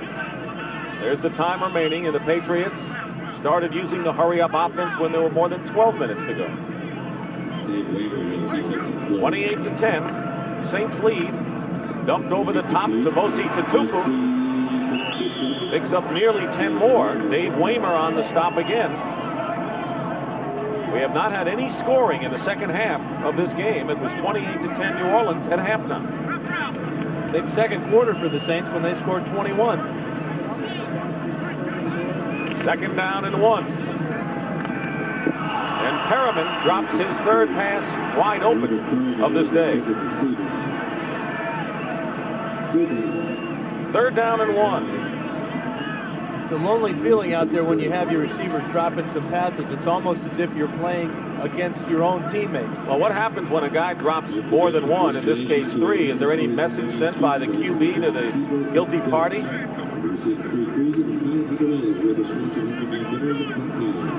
The message may be silence or an empty locker. That's not the quarterback's decision. Third down and 2, inside handoff to Perriman. He gets the first down and more inside the 25 of the Saints.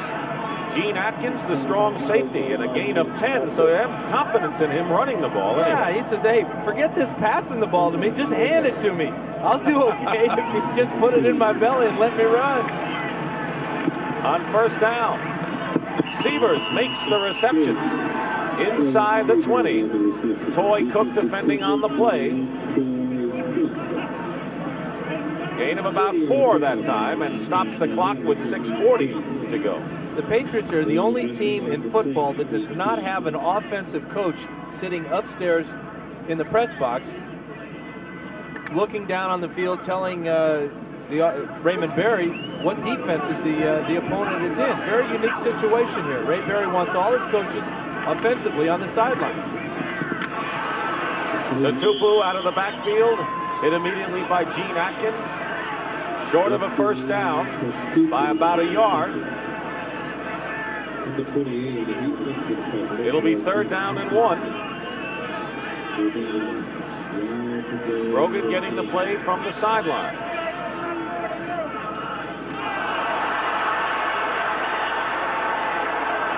And a fumble. Now Babb snapped the ball early. He thought Grogan was in the shotgun formation. And Vaughn Johnson recovers the fumble on a big mix-up. And a penalty marker down. On the quarterback. That'll be refused. First down. So a big mix-up, and so once again the Patriots with a chance in Saints territory see it fizzle away, and it's New Orleans ball. Well, these are the symptoms of a team that is about to drop out of contention for the playoffs. The New England Patriots making error after error today. And that one is really inexcusable. That's the 4th turnover of the game by the Patriots. Saints have scored on the 3 previous turnovers.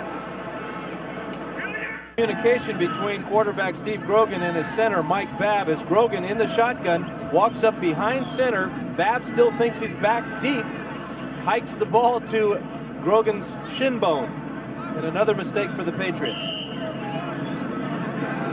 6 minutes, 12 seconds remaining in the 4th quarter. Saints with a 28-10 lead, and it's first down on their 12-yard line. Start out with Brenner and Tice, 2 tight ends.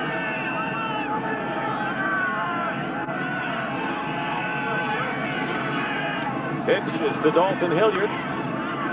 Hilliard hit immediately by Vincent Brown. Picks up a couple.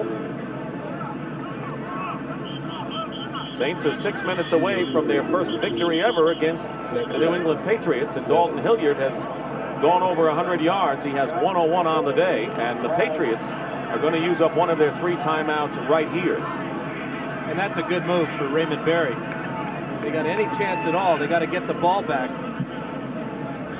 Take a look at the NFC West coming into today's action. 49ers with a bulging 3-game lead over the Rams, 4 over the Saints.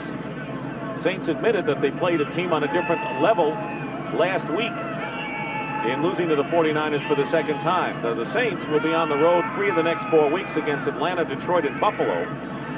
They'll need to win over the Rams. In fact, they'll need just about all those wins to hang in there in the wild card.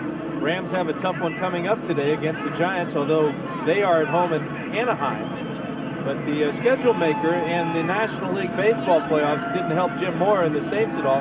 They would have loved to have had the 49ers in the Superdome on that Monday night instead of having to play at Candlestick. And of course, they had that tough loss the first time when they did play in the Superdome, when the officials did not reverse a Jerry Rice touchdown play. Absolutely. Second down and 7. They're really going to have to earn it if they're going to get in the playoffs. This is a good sign, though. They played a fine game today.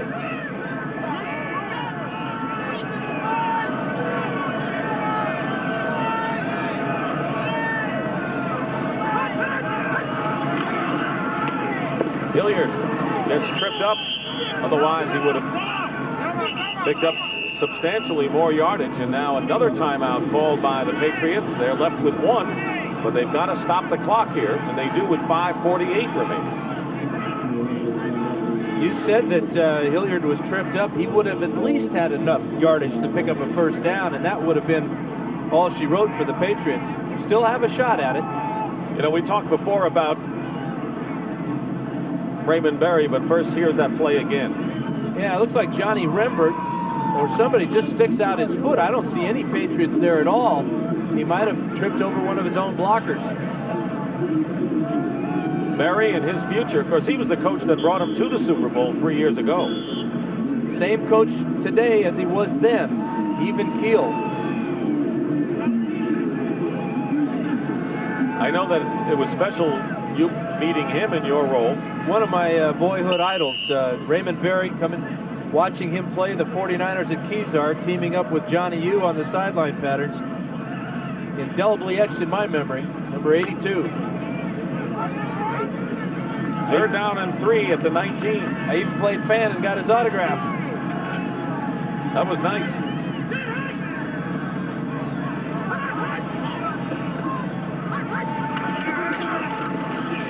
Hilliard. Dalton Hilliard. Short of a first down by less than a yard. Tim Goad making the stop. And now the final timeout of the second half being used right up now by the Patriots. Let's switch over and take a look at the AFC East standings coming into this afternoon's action. With the Buffalo Bills with a 1-game lead over Miami, 2 over Indianapolis, and 3 over New England. Buffalo heading for a win over the Colts, and Miami in a struggle with the Jets. We'll bring you up to date on those scores. There's the Patriots schedule the rest of the way.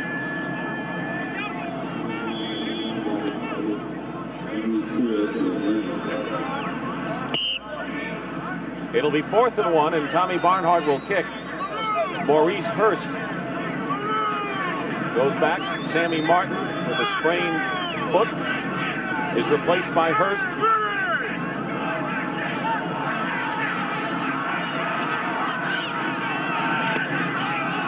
A fine kick by Barnhart will send Hurst back inside his 35.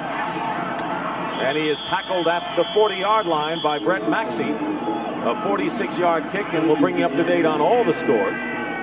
Washington and Philadelphia still locked in a tight duel in the Redskins, despite that tough loss last week.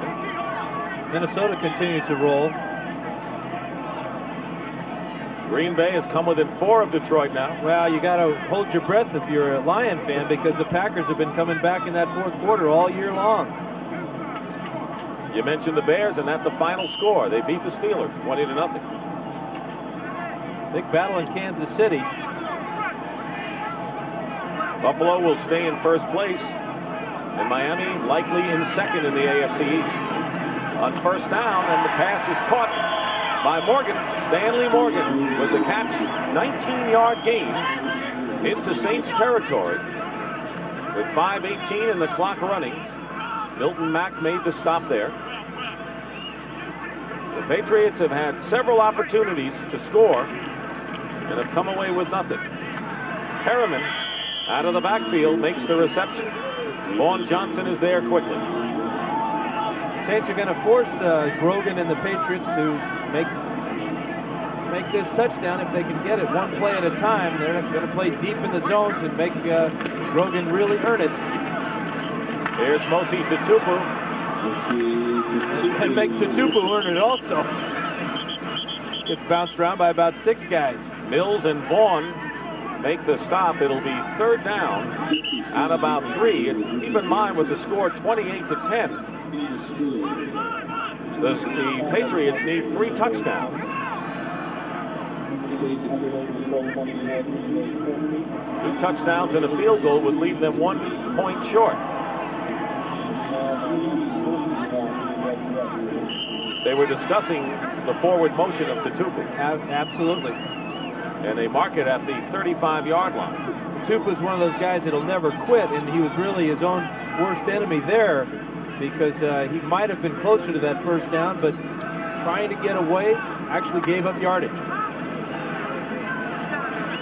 Time remaining in the fourth quarter.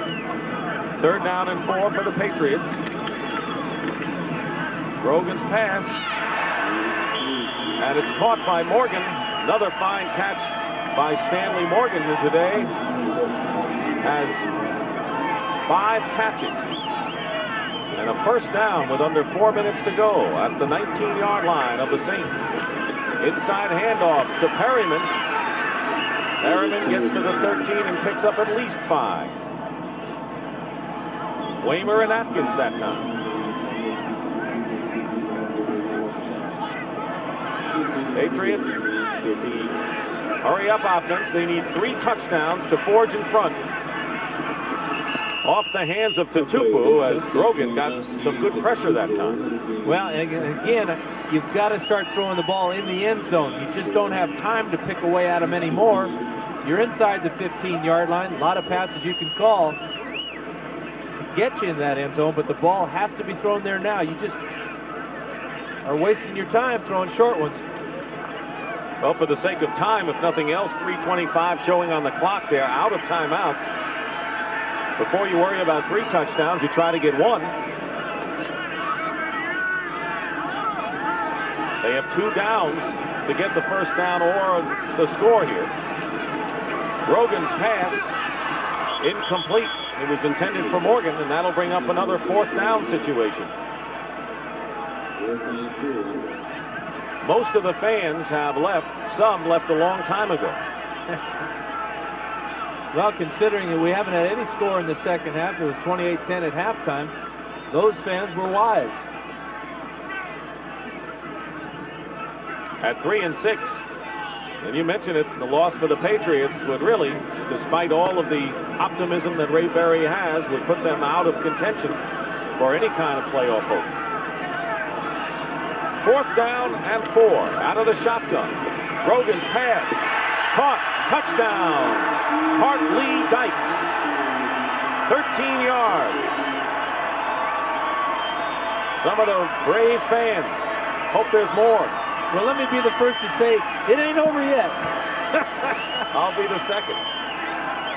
This is Dykes on a post pattern, and this is Grogan's best pass of the day.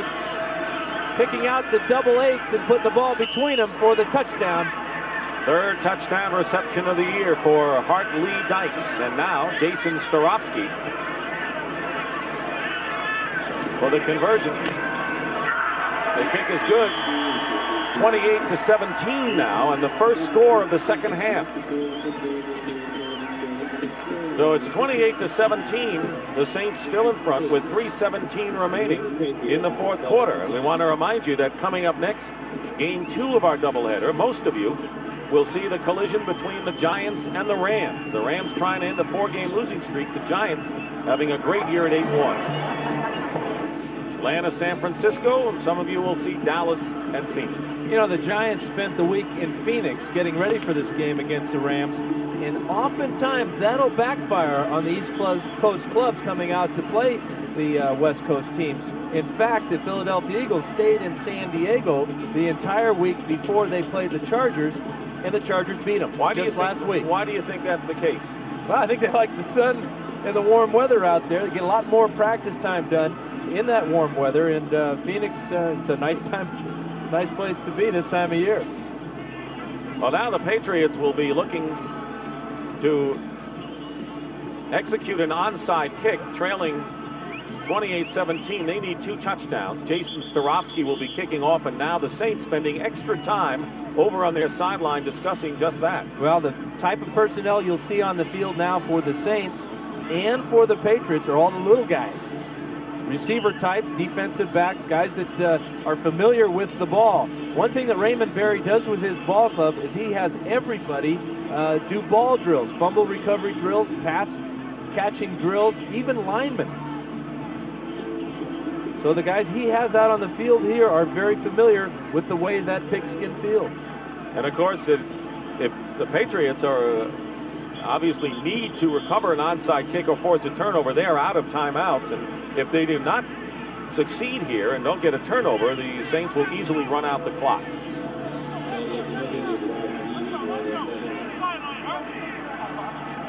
There the Saints on the left, and the Patriots line up on the right for the onside kick attempt.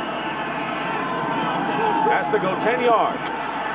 Free ball, and the Patriots have recovered it. Hartley Dykes has it. And the Pats stay alive. This is why Hartley Dykes is on the onside kick recovery team, because he has outstanding hands. But this is the rub of the green as the ball bounces high perfectly at the 10-yard mark. One-handed grab for Dykes. The Pats have got the ball. They're just on their side of midfield. It'll be first down, no timeouts remaining, and 3:12 showing on the clock. 28-17, the Saints lead. The Patriots need nothing less than 2 touchdowns if they're to pull out this game. Pass caught by Eric Sievers, goes out of bounds at the Saints 44 and stops the clock. 5 catches today for Sievers. 3:08 to go in the fourth quarter. The Saints, who led 28-0, trying to hold off the Patriots, who just recovered an onside kick. Dick Stockton and Dan Fouts in the waning moments of this game here at Sullivan Stadium, where the loser can just about pack up for the season. At least the playoff hope. Second down and 3. Tupu hit hard, but holds on. Close to a first down. Dave Waymer provided the crunching hit. You wonder how many more shots like that Tupu can take catching the ball over the middle. It is a first down. Again, Tupu, well, he took another one right there and goes out of bounds to stop the clock. Gene Atkins. Yeah, but he's saying, hey, listen, I'm out of bounds this time. But they're still nibbling away here, and they just don't have that time. The Saints are in a very deep zone, preventing Grogan from throwing the long pass. 2:44 showing, and what the Patriots need to do is score a touchdown and then recover another onside kick. Stranger things have happened in this league. Then they would have to score again. So it's a very big uphill climb even now for New England. And Robert Perriman gets to the 30-yard line, and it'll be another first down. Jim Wilkes on the stop. No, but that really hurts. At the end of that run, it looked like Perriman could have got out of bounds to stop the clock, yet he stays in bounds, and they're going to lose about 30 seconds. Grogan out of the shotgun on first down. Grogan going deep for Dykes, and he was well covered by Milton Mack as the Saints are using 6 defensive backs.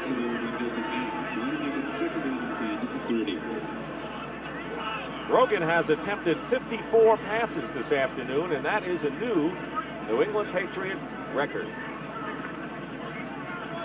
Well, in this weather, he won't have to ice his arm on the way home. He can just hang it out the window. He's 36 years old. He's had to withstand some tough hits, a couple of roughing the passer calls. Yeah, toughest quarterback in the league. You would know. Second and 10. Grogan has Tupu once again. And he stopped at the 25. He'll get the 2-minute warning now. Vaughn Johnson makes the tackle. And our 2-minute warning is here, and the Patriots find themselves on the Saints 25, still trailing 28-17. This is the scene here at Foxborough at Sullivan Stadium with 2 minutes to go in the fourth quarter. The Patriots trying to hang in there and stage a miraculous comeback. Trailing 28-17, will have a third down and 4. Out of timeout, they have the ball at the Saints 25-yard line. Again, Grogan has got to put this ball near or in the end zone. give one of his receivers a chance to go up and make a grab. Grogan's pass. Incomplete. Intended for Morgan. Robert Massey had his back to the play, but there was no interference. No waving of the arm. And Massey's just played an outstanding game. Good coverage that time. He had help deep so he could play that shorter pass, stay in front of the receiver, make it difficult on Morgan. It is 4th down and 4, and once again the Patriots face for the final last-ditch attempt to keep the thing going. 4th down and 4 with 1:56 showing.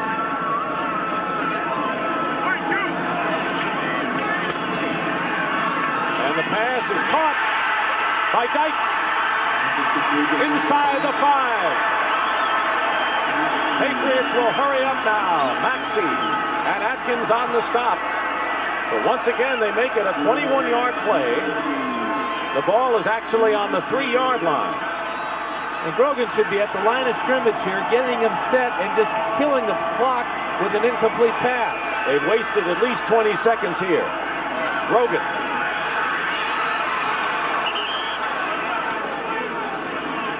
So Grogan had to stop the clock. And they lost a considerable amount of time, Dan, on that sequence.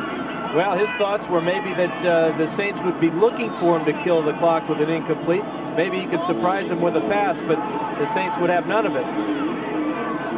1:22 showing. It'll be 2nd and goal on the 3. Jim Mora, Chile down on the Saints sideline. All he wants to do is come away with a win.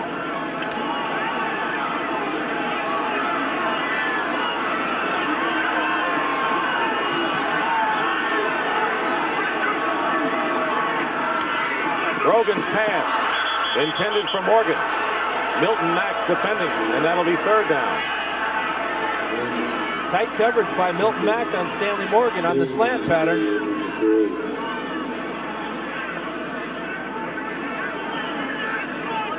Saints led 28-0 before the Patriots scored the last 10 points of the first half. 7-0, the 49ers have jumped in front of Atlanta at Candlestick Park. New England is the only touchdown in the second half, trying to get another here. Handoff is to Perriman on 3rd and 3, and he'll score.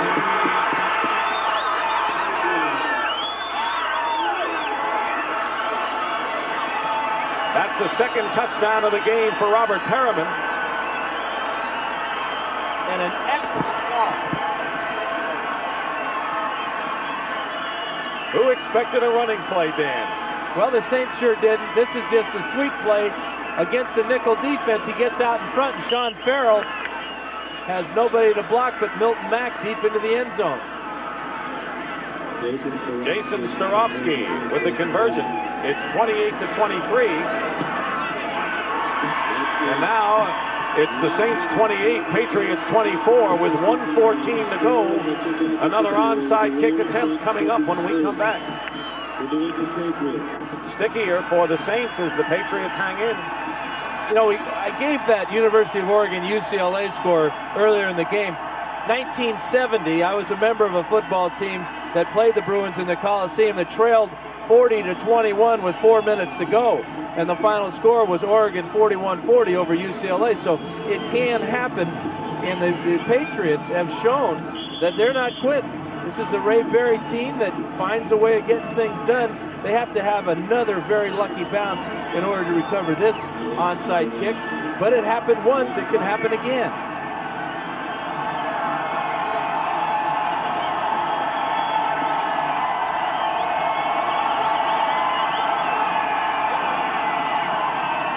Comes, and this time the Saints, who were ready before, are there again, and it's Ricky Jackson who winds up with the ball, the linebacker, and now the Saints know they can use up the clock.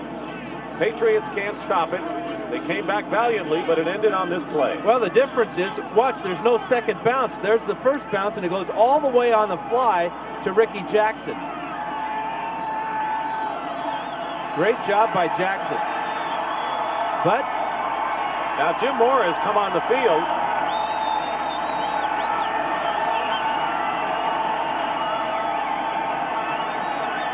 Whatever this is, it's going against the Saints, apparently. The ball did not go 10 yards, but it doesn't have to go 10 now. Well, and there aren't any penalty flags on the field. Now, could Jackson have been... No, I was going to say Jackson might have been offside. Well, we'd like to hear an explanation. Doesn't appear we're going to get one, though. Well, we'll see. We'll get the lucky bounce this time. What's the call? Give us a break, ref. The ball was never marked ready for play. That's a new one. And it's Ricky Jackson who is involved. Who else? Vaughn Johnson. And it was Johnson who made the play. Well, that was very strange. They never marked it officially ready for play. And well, whether the officials were ready or not, the 22 fellas out there in football helmets were ready. That's a strange call there. Fortunately for the Saints, they're not penalized for it. Well, you know, earlier we had a power failure here, a 14-minute power failure where everything went out in the stadium and the region, and of course that included our trucks. And I want to tip my hat, all of us up here and in the truck, our producers, directors, production crew, to the great technical crew that has really had to work extra hard this whole weekend and worked very hard to get us back on the air. And that's that extra mile they went to, and we congratulate them. You bet. Now the Saints can just run out the clock with 1:12 remaining.